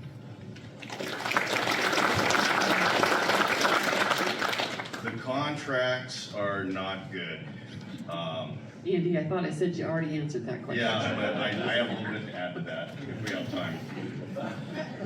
The town of Wilbur pays $180,000 a year, I believe, for a deputy during the day and a deputy on graveyard or swing shift, because we don't have 24-hour coverage. That deputy is responsible to handle calls in the entire west side of the county, from Odessa to Lakeview Terrace to Lincoln to Elmira to Creston. So I can't see how Wilbur's getting $185,000 worth of policing. They don't have a deterrent in their town that's working there full time. I would like to see Wilbur, like Reardon, my entire budget is $167,000 a year, and I have 5 patrol cars, 4 paid reserves, and we kick butt. People know that Reardon is policed. Wilbur, not so much. Davenport pays $300,000, I think, $305,000 a year. They have the luxury of having the Lincoln County Sheriff's Office in Davenport, so they have a constant swirl of deputies coming and going. But how much ordinance enforcement do they get? Not much. I have 24 open ordinance enforcement cases going on right now in the town of Reardon. I mean, we handle our business. I would like to see Wilbur and Davenport get their police departments back. When the Lincoln County Sheriff's Office took over those towns and ran the police departments out of there, we all thought as patrol deputies that, great, you know, Wilbur's got 2 cops and Reardon's got 3 cops. The Sheriff's Office is gonna be able to hire 5 more deputies. Well, that never happened. Our call load went up, our call volume went up, but we didn't have any more help. The contracts are back. You ask any town, Medical Lake, Deer Park, they're not happy that they contracted with Spokane County Sheriff's Office. I know all these towns are afraid because they've had bad employees and lawsuits and stuff, but if we as a Sheriff's Office help with the interview process and we get the right people in there, they can be successes. Those small police departments would be great, and that will free up the Lincoln County Sheriff's Office to police the smaller communities like the Edwalls and the Spriggs and the Harringtons, the Cressons, the Elmiras, that cannot afford their own police departments. Thank you.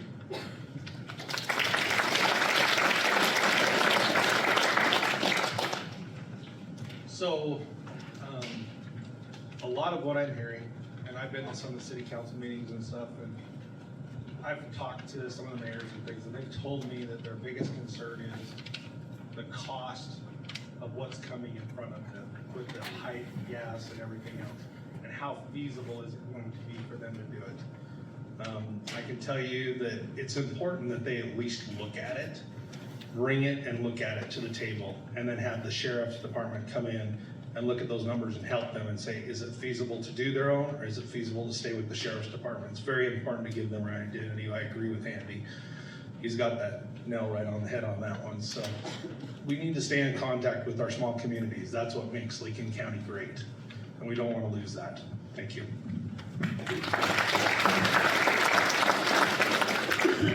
I agree with a lot of things that were said here, and I do agree that if the cities want to have their own police department, let's help them, let's assist them. The sheriff's office is just going to be just like them. We're not 24-hour coverage. We're going to have to help each other out to get where we need to be. I'm not a favor of drive-through service under these contracts. I did not agree with the Davenport contract. I don't think it was well done, but we also have to remember that we're going down a recession road. It's going to be difficult for both departments, police departments and the sheriff's office. We have to work together as a group to make sure that we can get this done. And I think some of these contracts need to be rewritten. Some things need to be put in there, or let them have their own police department. Thanks.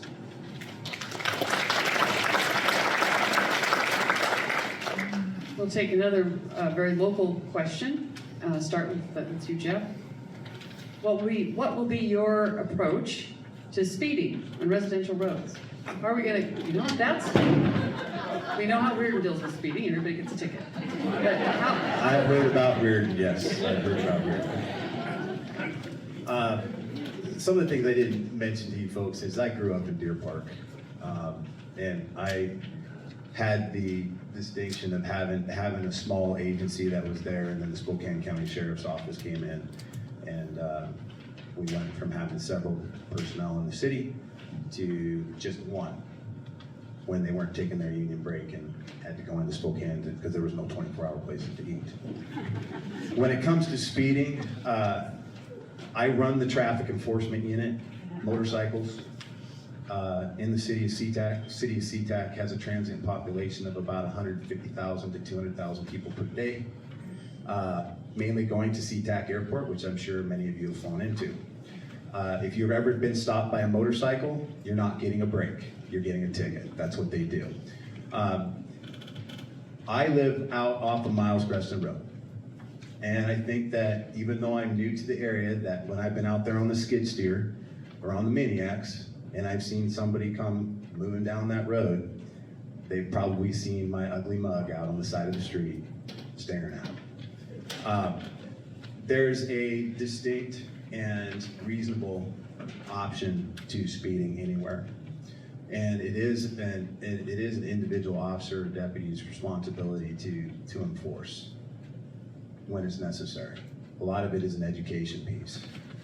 Most of the time when we're doing traffic enforcement, it is most of the time an education piece. There are times, and I'll be honest with you, is that there is such a thing as called an attitude ticket. Whereas if I come up in my professional manner and I ask you for your information and you decide that you want to tell me how to do my job, I'm gonna politely say, thank you very much, I'll be right back. The other option is that you get my spiel, which means that you're not gonna get any paper. When it comes down to, and this is another thing, when I work, I know I'm alluding a lot to the west side. That's where my experience is at this point. And what some folks believe to be a serious issue And what I mean by that is that folks are more concerned with the speeding in their neighborhoods and speeding on their roads and the abandoned vehicles than the fact that we just had 3 homicides down the street. That's what's important to them. If speeding is important or you have issues that are ongoing in your areas, that communication piece, it doesn't need to go ignored. And I know that it does, and I can't speak for the folks that are working in Lincoln County in the current agency now, and I can't say that that I've actually seen it firsthand. I've actually been pleasantly surprised in some cases that I've actually seen deputies that have been driving down my road. It's appreciated, and just that mere fact that there is a presence there. But it isn't just in one isolated place. It has to be throughout the whole county. It's not, it's as a whole county and whole community. So there is a happy balance, and it isn't something that should be ignored. I would always direct my folks to take care of those issues. Sorry, Chip Toll.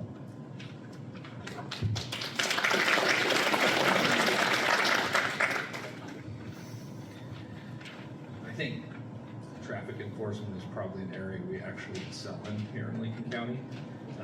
We do tend to do a lot of traffic enforcement, but it does come back down to staffing levels and that retention piece I talked about. Lincoln County has more square miles than Delaware and Rhode Island, and sometimes you have 2 deputies covering the entire county. That's a problem.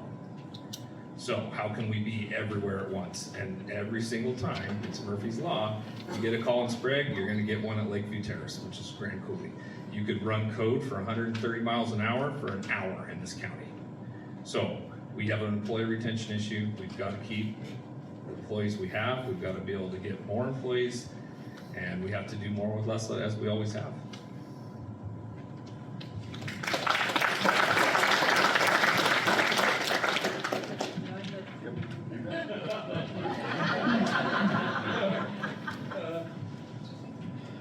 Well put, Gabe. That's exactly right. But you have to listen to those complaints and you have to address their concerns. 2,400 square miles exactly. Lincoln County has 3 radar trailers. Where are they? Use those tools. There's areas like down in Waukon that had speed signs put in. Address the concern. Don't let it go by the wayside. We still have a job to do. Short staffed, retention. There's a lot to be accomplished. Thanks.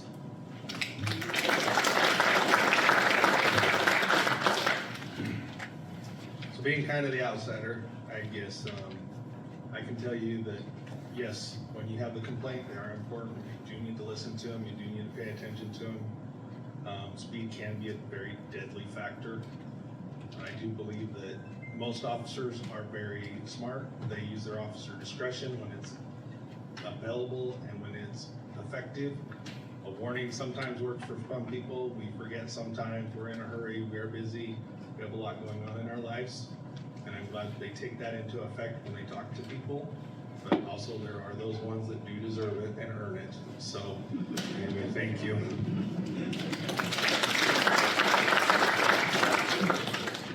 Reardon stops cars. We stop cars for everything. We stopped, I think, 179 cars in April, and we wrote 67 tickets. We're not stopping cars to write tickets. The town of Reardon does not get a ticket revenue split. We're looking for warrants, we're looking for drugs, we're looking for suspended drivers, we're looking for interlock violations. But when we do address a speeder, we look at their abstract driver's record. If they are piled up with a bunch of tickets, they're more than likely gonna get cited. If they have a clean driver's record with no tickets on it, they're more than likely gonna get a verbal warning. Now, if it's a recklessly driven vehicle, yeah, we're gonna have to address that because just a verbal warning isn't going to cut it, in my opinion. We're only at 33% enforcement. It's an education. We want to educate the motoring community, and most of it is transient. It's just flying through our county because the locals know better. The locals know we're out there. They're probably going to get cited. Thanks.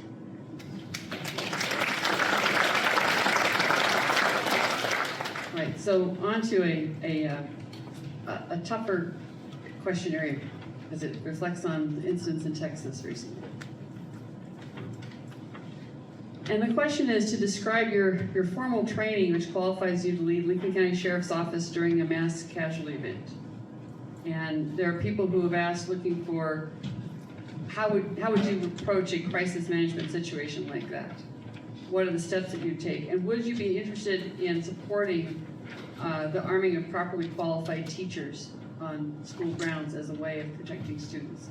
So those are all questions that people are concerned about, and I'm going to combine that with another question which is relevant to me as well. When 911 is called, EMTs and fire can frequently be first on scene, and we appreciate it when law enforcement can show up, but would you support involving training first responders to provide some specific backup to police? So if you could speak to that area of law enforcement, fire, EMS coordination in the face of a critical mass casualty incident, and particularly with respect to how everyone is, the word's still coming out, the information is still coming out of Uvalde, Texas. We don't know exactly what happened, but there's certainly a lot of rumor floating around. But how would you see approaching something like that in Lincoln County?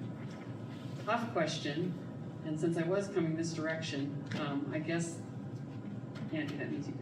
Thank you. In Reardon, the school is not a gun-free zone. We have 2 armed security officers. We have an AR-15 in the safe in the front office. All the kids know we have an armed security at the school, and it's a deterrent. We also have a cybersecurity personnel that monitors social media and anything that goes out on the school-issued Chromebooks. In the last 3 years, we have put 3 kids in Martin Hall that have made felony threats to the school and posted pictures of guns and have done social media posts that they're a school shooter.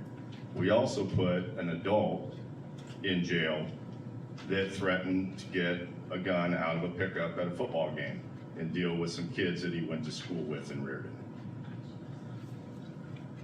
The only way that we can protect our kids, because they're being raised, not all of them, but the ones that are being raised by cell phones and social media, because the parents aren't there to rear them and to mentor them, they're both at work, is to maintain an armed presence at the schools. I am all for having EMTs and firefighters that care to come out and qualify with the sheriff's office on range day twice a year or more if we're able. And I'm all for armed security at the schools. I'm all for the monitoring of the social media, because that's how we catch these guys before there's a tragedy. I don't know if we prevented a tragedy or not, but I'm not gonna wait for the tragedy to happen. When there is an event at a school, you cannot line up outside and wait for backup and wait for SWAT to come from Spokane. You gotta run towards gunfire. The first officer on scene has to address the threat. You gotta go in and neutralize it. That's the only way. You can't wait for help. And that's how we train in Reardon. We do several trainings a year for mass casualty incidents. We do several trainings a year for active shooter. We've trained the staff in the summer before school starts on active shooter and how to address it, to barricade themselves in the classrooms. We got security cameras up, we got fence, we got everything we can do to keep the kids safe. And as sheriff, I'm gonna push the rest of the schools in this county to have armed security. And I'm all for teachers that feel that they can handle the responsibility of a firearm, be armed as well. Come out and qualify with that firearm with the sheriff's office. We'll make it happen. We want to keep our kids safe.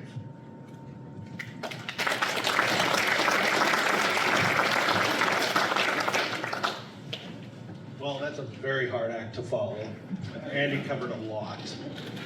I can tell you, I have the same views. My kid goes to Davenport, I've been in the school. It is extremely important that those that want to step up and want to protect our children and the other people in the schools, that we train with them. Also with the way that we're going to respond. First, as far as EMS and all of them are the same way. We all need to work together, so if something ever does happen, hopefully it never will, we'll be able to react to that and react appropriately, and so that we don't cause more harm than good. It is important. I think that Reardon is doing a really good job. We do some of the schools in Airway Heights. We have people that monitor stuff. We have cameras. They're buzzed in. They're very careful of how they go in and out. They make sure all the back doors and stuff are locked. Reardon has a good thing going on, and he's done a great job with that, following it. And I hope we can do the same through the rest of our schools. And if I get to be sheriff, I hope to do the same thing and work with those people and bring them up to speed. Thank you.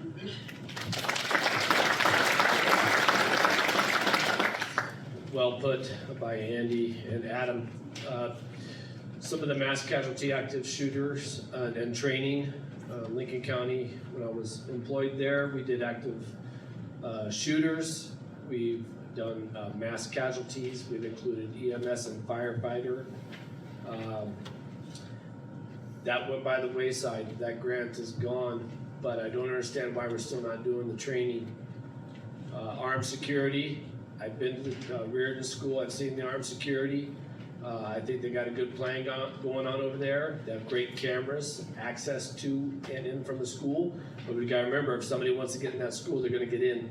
What Andy didn't talk about is identity of those two officers, who they are, what identifies them. And then the teachers. If a teacher is armed, how do we identify them from the shooter or a helper? Those some things gotta be covered and expressed. And the deputies that work for Lincoln County and other entities need to know that as well. We have a lot of firefighters and EMTs. We have a big contingent of individuals in Lincoln County that carry. Do you think they're not gonna show up? And guarantee that they will. And as a person that oversees that, you gotta be able to say, we need to be aware and make that part of the training as well. I have emergency management training at IS 700, NIMS intro, FEMA 195, IS 300 training. And most of all, I got common sense. You have to use all that with your training. How am I gonna do it? What's the plan? And what are the other plans, the sidebars that are gonna come into it? I gave a little bit to you here. It has to be a comprehensive plan. It has to be well done, well thought out, and you have to include all the entities. Fire, school, mayor, chiefs. It's a big plan. You gotta sit down and talk about it. Thanks.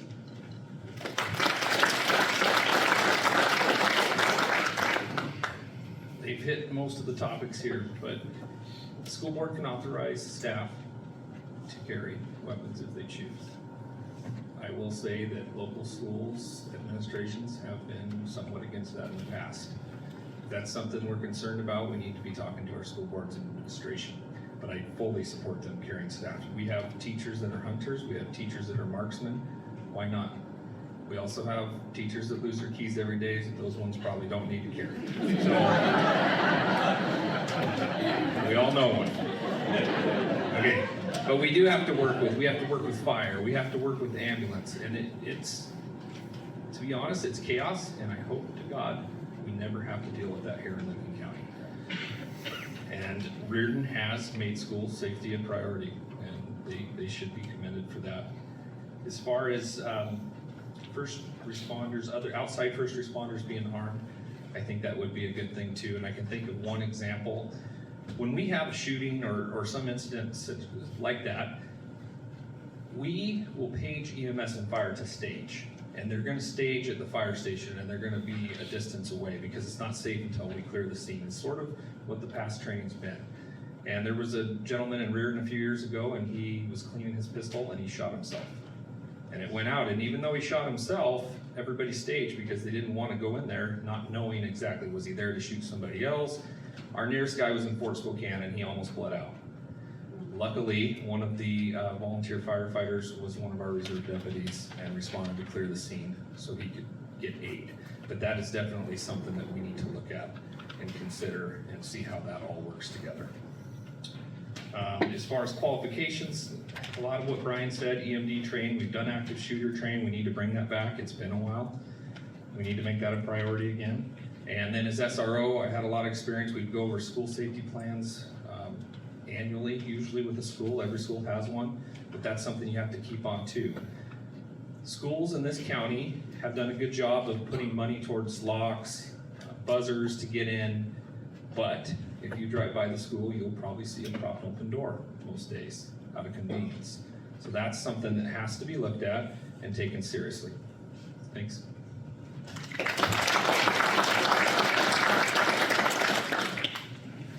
The majority of information has already been covered. However, there are a couple of things that we need to keep into consideration. Is this is an extremely delicate balance between school safety, our children, and parents. With police reform constraints that have been going into place the last couple of years, what I've seen in the areas that I'm at, they've actually removed the SROs from the schools. It's ridiculous. And they removed those SROs from the schools simply because of the fact that they were armed. Yes, they are armed. They're trained professionals. Again, it is a very delicate balance. However, we cannot ignore this. The events that unfolded in Uvalde were a gut punch. There's no doubt about it. And what happened in Buffalo the week before is another gut punch. We can't continue to ignore these things, but by setting some of the trainings that we've already done aside or limiting what we do is not the answer either. Where I'm currently at, I train on what we call in-progress violence. We train on this annually. I have a cadre of individuals that I call upon every year to train just about every individual in the King County Sheriff's Office and surrounding agencies.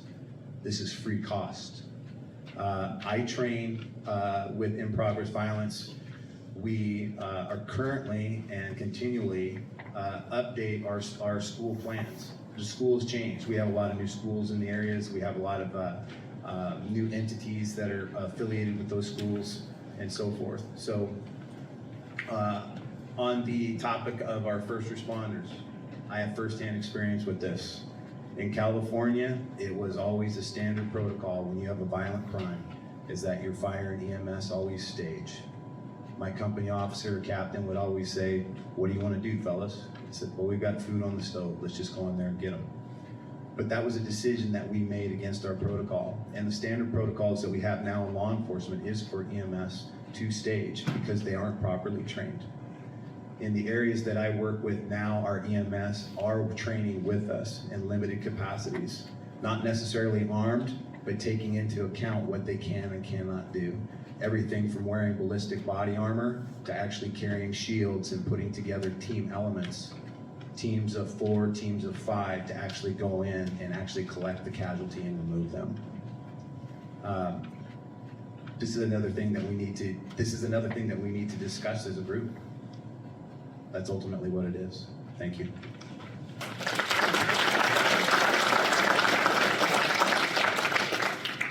Okay, I'm gonna ask the audience's indulgence to go 10 minutes past 9, because I have a tough question for each one of you, and then I wanna give you each like your 1 minute elevator wrap up, vote for me speech, okay? So these are ones that have been submitted by various people, and I've grouped them together, and Jeff, go ahead and pick up the mic since you were right there. This is a obvious question. You are a virtual unknown to the citizens here. Why did you decide to run? That is a very good question. I am a virtual unknown. I will let you in on the full truth. I am 53 years old and I am eligible to retire next year. I'm actually eligible to retire now. I am a public servant. Public service is close to my heart. This isn't just something that I say. Public service, I didn't go find it, it chose me. I'm a devoted community member. I've always loved helping my neighbors. And this is where I'm going to retire, regardless of the outcome of what happens here. This is where I'm gonna live. You're gonna be stuck with me, okay? So this is the mug you get to look at. As far as the agency is concerned and the reason that I'm running for this position, I can't tell you because I don't have the information, factual information to provide to you. I'm not going to. I'm not within this agency to tell you that there are issues going on within it. But I will tell you that that is the reason why I am running for this position. I have been told that there have been issues with retention with this agency. I've been told that there's been issues with accountability and transparency and integrity with this agency. It doesn't mean that this agency is not a proud and professional agency. It just means that there are some issues that need to be addressed. I see myself as an outsider even though I am a Northeast Washingtonian, despite the fact that I've been working over on the west side for the last 27 years. I think that it takes a person from the outside looking in to make change. I have had this happen in my own agency 4 times. Each and every time that we had somebody from within or somebody that was within or close proximity, it never changed. The issues still continue. So that is the primary reason why I'm running for this position, is to make change, to have somebody that doesn't know the inside outs of this agency and the issues that may or may not be happening. Thank you.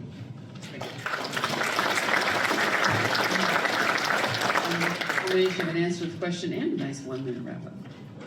Yes. Great. You're keeping everybody on time. Again, I'm saying these are some of the uncomfortable questions for Gabe Gantz. How are you more qualified than any other candidate, especially knowing that you were in remedial training less than 10 years ago?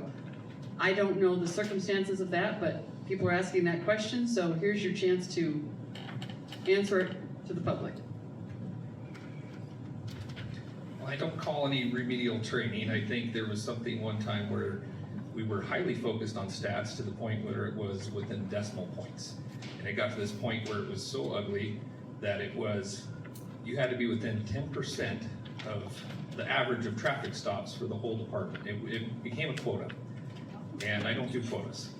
If you deserve to be stopped, you get stopped. And so I think there was someone that didn't necessarily like that, and the remedial training portion was, you need to stop my cars. So anyway, how am I more qualified? Everybody here has a lot of experience. I think I'm uniquely qualified because my 18 years have been all with Lincoln County. And then, did you want me to do the 1-minute wrap-up now, or? Well, not really. Okay. Because there's some more uncomfortable questions for other people. So, well, I'd rather end on something positive than 1-minute wrap-ups. Because Andy, there are a couple of questions to you. I like the way one person put it, which is, it is my understanding that you have a very colorful personnel file at the Lincoln County Sheriff's Office. And they have specifics requiring a complaint that resulted in a investigation that could not prove intoxication but led to a demotion, salary reduction, last chance agreement. So you have to face that. And I have no problem facing that. Okay. I survived 2 combat tours and was faced with a 3rd. I was looking at going overseas for another 18-month tour, and I had a meltdown. I was terrified at the aspects of leaving my family for another 1.5 years, and had a nice little going away drink down at the bowling alley when it was open with Karen and John Gruth. And when we left there, went to Spokane, went to Costco, went shopping, came back, stopped at Reardon, had dinner, had another drink. And then when I got back to Downport, my wife dropped me off and I had to take my patrol car home. Well, I thought it would be really cool, because it was my last day at work, if I raced out ahead of her and hid in the dark and turn on the stoplights and scare the pants off of her. And I did that, and there was a citizen, a motorist, that had called in the office and asked if there was a sheriff out on the Highway 28 between Harrington and Downport working, because he wasn't hearing any radio traffic on his scan. And so that got back to my sergeants, and I fully disclosed what I had done. I offered to resign. Before I left, I did face discipline. I lost pay. I did sign a last chance agreement. And so then I deployed. I was gone 18 months. I came back and got my job back. Had my crap together. Haven't had any issues, and actually that file, that letter was removed from my file. So I've been in law enforcement now started my 17th year in January, and that was the only disciplinary letter that I ever had in my file. And I regret it to this day. It was in the paper, it's no secret. And if you folks don't want to vote for me because of that, that's your business. However, I'm here to tell you, I'm proven leadership, I'm transparent. You all read the Downport Times, so you know that. And I know that I'm the best man for the job. Thank you.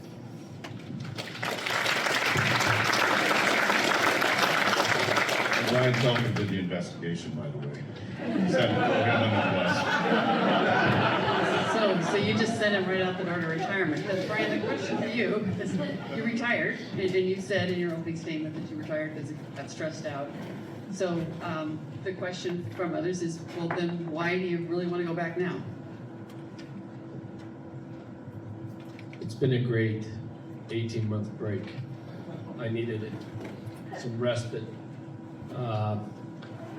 When I left, I had no intention, or even when I worked at the sheriff's office, I had no intention of being sheriff.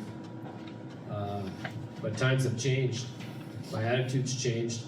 My cop work ethic hasn't changed. I know I can do good investigations. I won't be doing as many. But when you care about where you live and you're seeing what's going on around you, retention, crime, Sunday afternoon raceways up 3rd, Fitness at 12th. You know, there needs to be the whole department needs to have a change of leadership with accountability, not a hard fist, with transparency. Where we're going, they need to be on board. How are we going to get there? Because they're a part of it. You can lead by being a good group, or you can lead by doing nothing, and that does not work. It hasn't worked, and I'm ready to come back for 4 to 8 years. If I don't do it right in 4 years, I'm done. Because there's no reason for you to sit in that position if you can't do the job like you're supposed to. Don't ride the horse because you can. Get off and let somebody else do it when you're not doing your job. And Andy knows I do a good investigation.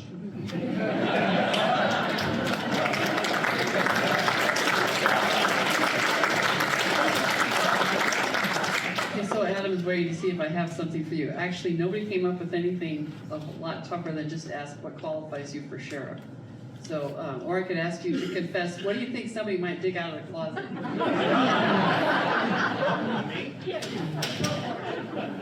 Was something that they might. Okay, so. Don't tell on yourself.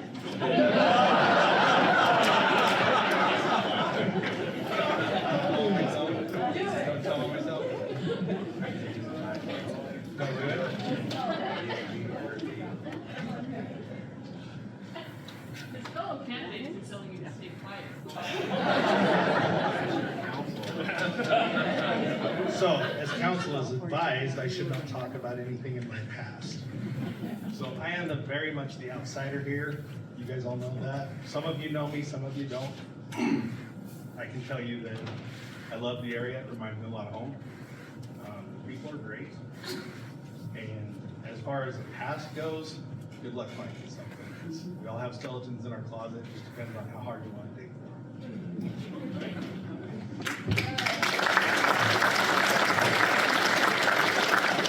So, I'm gonna ask my own question for the end, I think, and give us, you got your 1 minute wrap up, and in that, if you could maybe mention,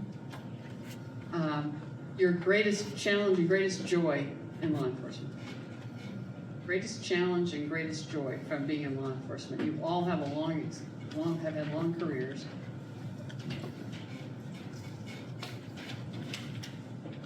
I'll let y'all write little notes if you want first. And if anyone feels drawn to go first, I'll call on you, or I'll just pick. Who hasn't gone first? Okay, Gabe, we'll just go down the table. Get it over with. Greatest challenge for me in law enforcement has been taking stuff home. For me, early on, I had a SIDS death investigation I had to go to, and just the parents screaming, wanting you to do something when you couldn't. That one really was a challenge, and calls like that are a challenge. And you learn sort of how to work through them as you go, but that is definitely my greatest challenge, is taking that home with me. Greatest joy, just when you can help someone, even if it's small. I know one day I remember I was just burnt out, had a tough day. Someone locked their keys in their car, needed their car unlocked. And just doing that just turned the whole day around. It was just nice to be able to help someone. Sometimes you feel like you don't, so that was nice. As far as my wrap up, I'm gonna be a working sheriff. I'm not gonna just sit in an office 8 hours a day. I'm not gonna be quite as working as Longmire, if you guys watch that show, but hopefully we don't have a murder every week, so. I believe in the golden rule. I believe in customer service, community service, and I serve because I have a heart for service. And if you pick one of these other gentlemen, I'll still serve. Thanks.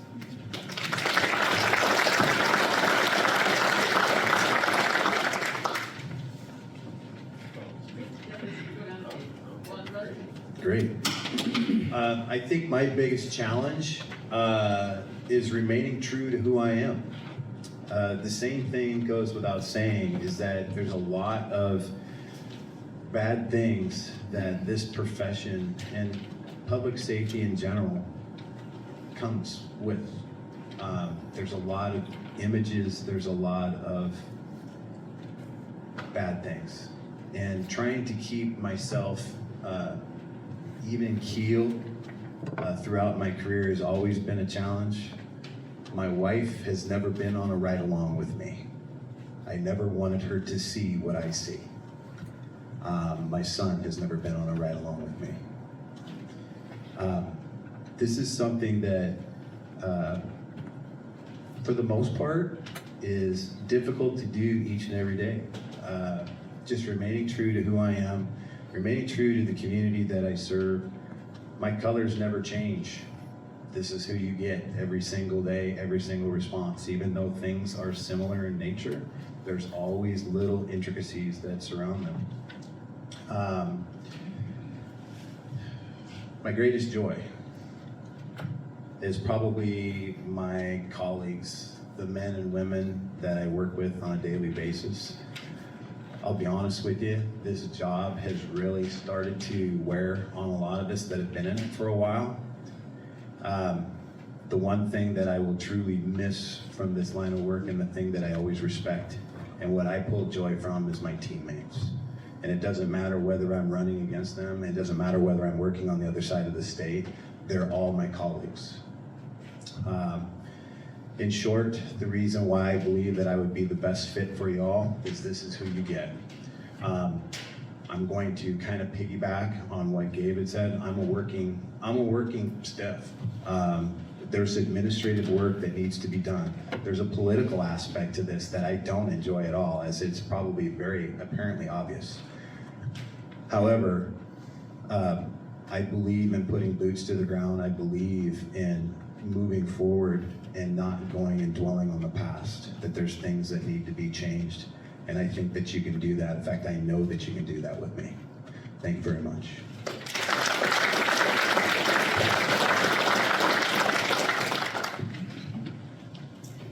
besides dealing with what we deal with on a day-to-day basis, my biggest challenge in law enforcement so far has been getting the Reardon Police Department up and running again after it was left flat on its face by the previous chief and the interim chief. The most joy that I get from the job is when we get customer satisfaction from going the extra length to go all the way to Grand Coulee, execute 2 search warrants, and arrest 2 individuals for misdemeanor theft for taking 2 chainsaws off somebody's deck and rear. You know, that's what's cool, is when the folks see the effort that we put into it and we see the appreciation from them, and they know that we care. And like Jeff said, I've worked with Gabe and I've worked with Brian for almost 17 years, and it's being able to work with guys like this is one of the greatest satisfactions that I've had in the career. The reason I know that I'm the best candidate for this position, I'm a master of fixing broken things. In the military, I was always given the biggest challenge as far as putting a unit that was substandard and making them excel. Fixing the Reardon Police Department. I know I have great plans for the Lincoln County Sheriff's Office to retain employees and to hire local kids that are vested in the community and have families here that care about the citizens. Those are the guys that we want to hire because they're going to stick around. This isn't going to be a stepping stone for them. I've already done all the administrative tasks. It doesn't matter if you're cutting twine for 5 cows or 50 cows, you still cut the same twine. I maintain all the personnel, training records, I requisition vehicles. I am up to speed with all of the CJTC training mandates. I purchase ammo, I purchase weapons, I purchase patrol cars. I've done every aspect of the job. The jail is going to be an animal that I will be learning when I'm elected sheriff, but I have great personnel that are already in place there that I'm going to lean on, and we're going to make that a better place for the dispatchers and the corrections officers as well. So I appreciate your vote and your time tonight, and you guys are great, a great audience, and you have great questions. Thank you.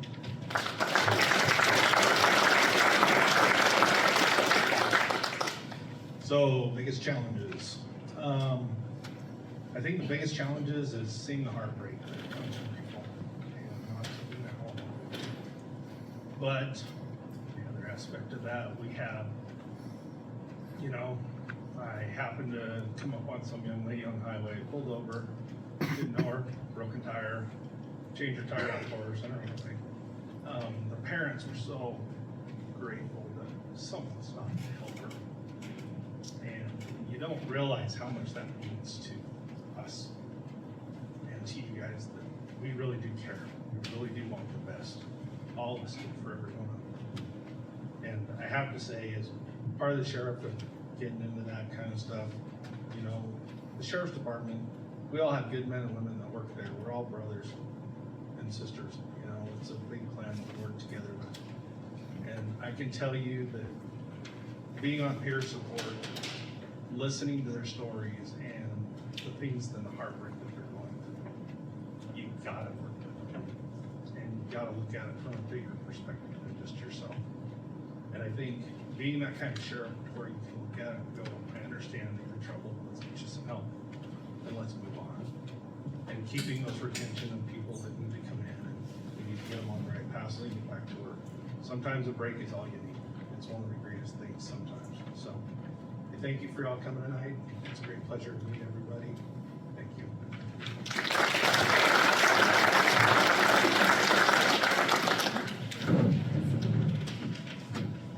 Okay, have you learned anything about me tonight? I don't like to talk about myself. I never have. I never put myself on a pedestal, what I do on a pedestal.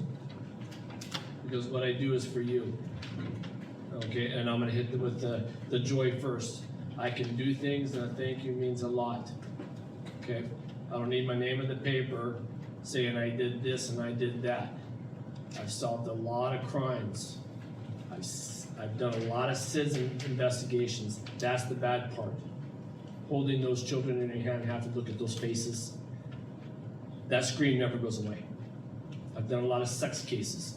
I love a joy putting those people in prison, okay? So in the beginning, I didn't talk a lot about myself. It's about what these guys are doing here, what the people inside the department are doing. Ask me why I'm coming back to be sheriff. Is some of those same reasons. I think there's a lot of good people inside the sheriff's office. I think there's a lot of great appointed people inside that sheriff's office. I don't need to clean house. What I need to do is listen to the frontline people. Listen to them. Not every appointee needs to be there, but there is a position with those appointed people in the department. You have to use your best resources. We're going through a time we're gonna hit a recession. Every person in that department means something. It's how we're gonna use them. And the reason why I'm gonna be sheriff is I'm very straightforward. If you haven't figured that out, I don't like the BS. I don't like the fluff. Let's talk, and I'll listen to you, but I'm not gonna pump you full of disinformation. It's gonna be straightforward. Either I can or I can't, or I will look into it. I will do what I need to do for you. It's pretty simple. In my book, you may not agree with it. I've done it for 18 years here. And again, you don't know everything that I did, and that's okay. But in that position, you're gonna know everything that I'm doing. That transparency from top to bottom, bottom to top. Respect is earned and not given. You earn it. Trust is earned. Trust is not given. But you can forgive. Thanks.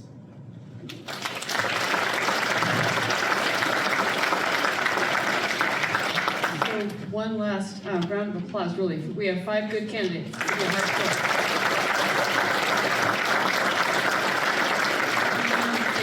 We'll just wrap up really quickly. It says on the agenda that there's closing remarks by the moderator. I want to thank you all for being here, and thank the high school for opening the place up for us, and for Ryan in the back from the Davenport School, one of the students who came in to run all the tech for us tonight. Thank you to Ryan. I appreciate your all being here, being part of, doing your civic duty, being informed citizens, really thinking thoughtfully, thinking through your choices on the ballot. Brief piece of self-promotion. I got a flyer down here with cards. If you want to find out where to follow what I do on Spokane Talks Media with really local news, or with my Substack and my columns that I write, there's contact information down here. Happy to connect with you. Mostly just thank you all for being here, and safe journeys home, everyone. I think the candidates all said they'd hang out for a little bit if you have a couple questions, and then we'll hold them for another 10 minutes till 9:30.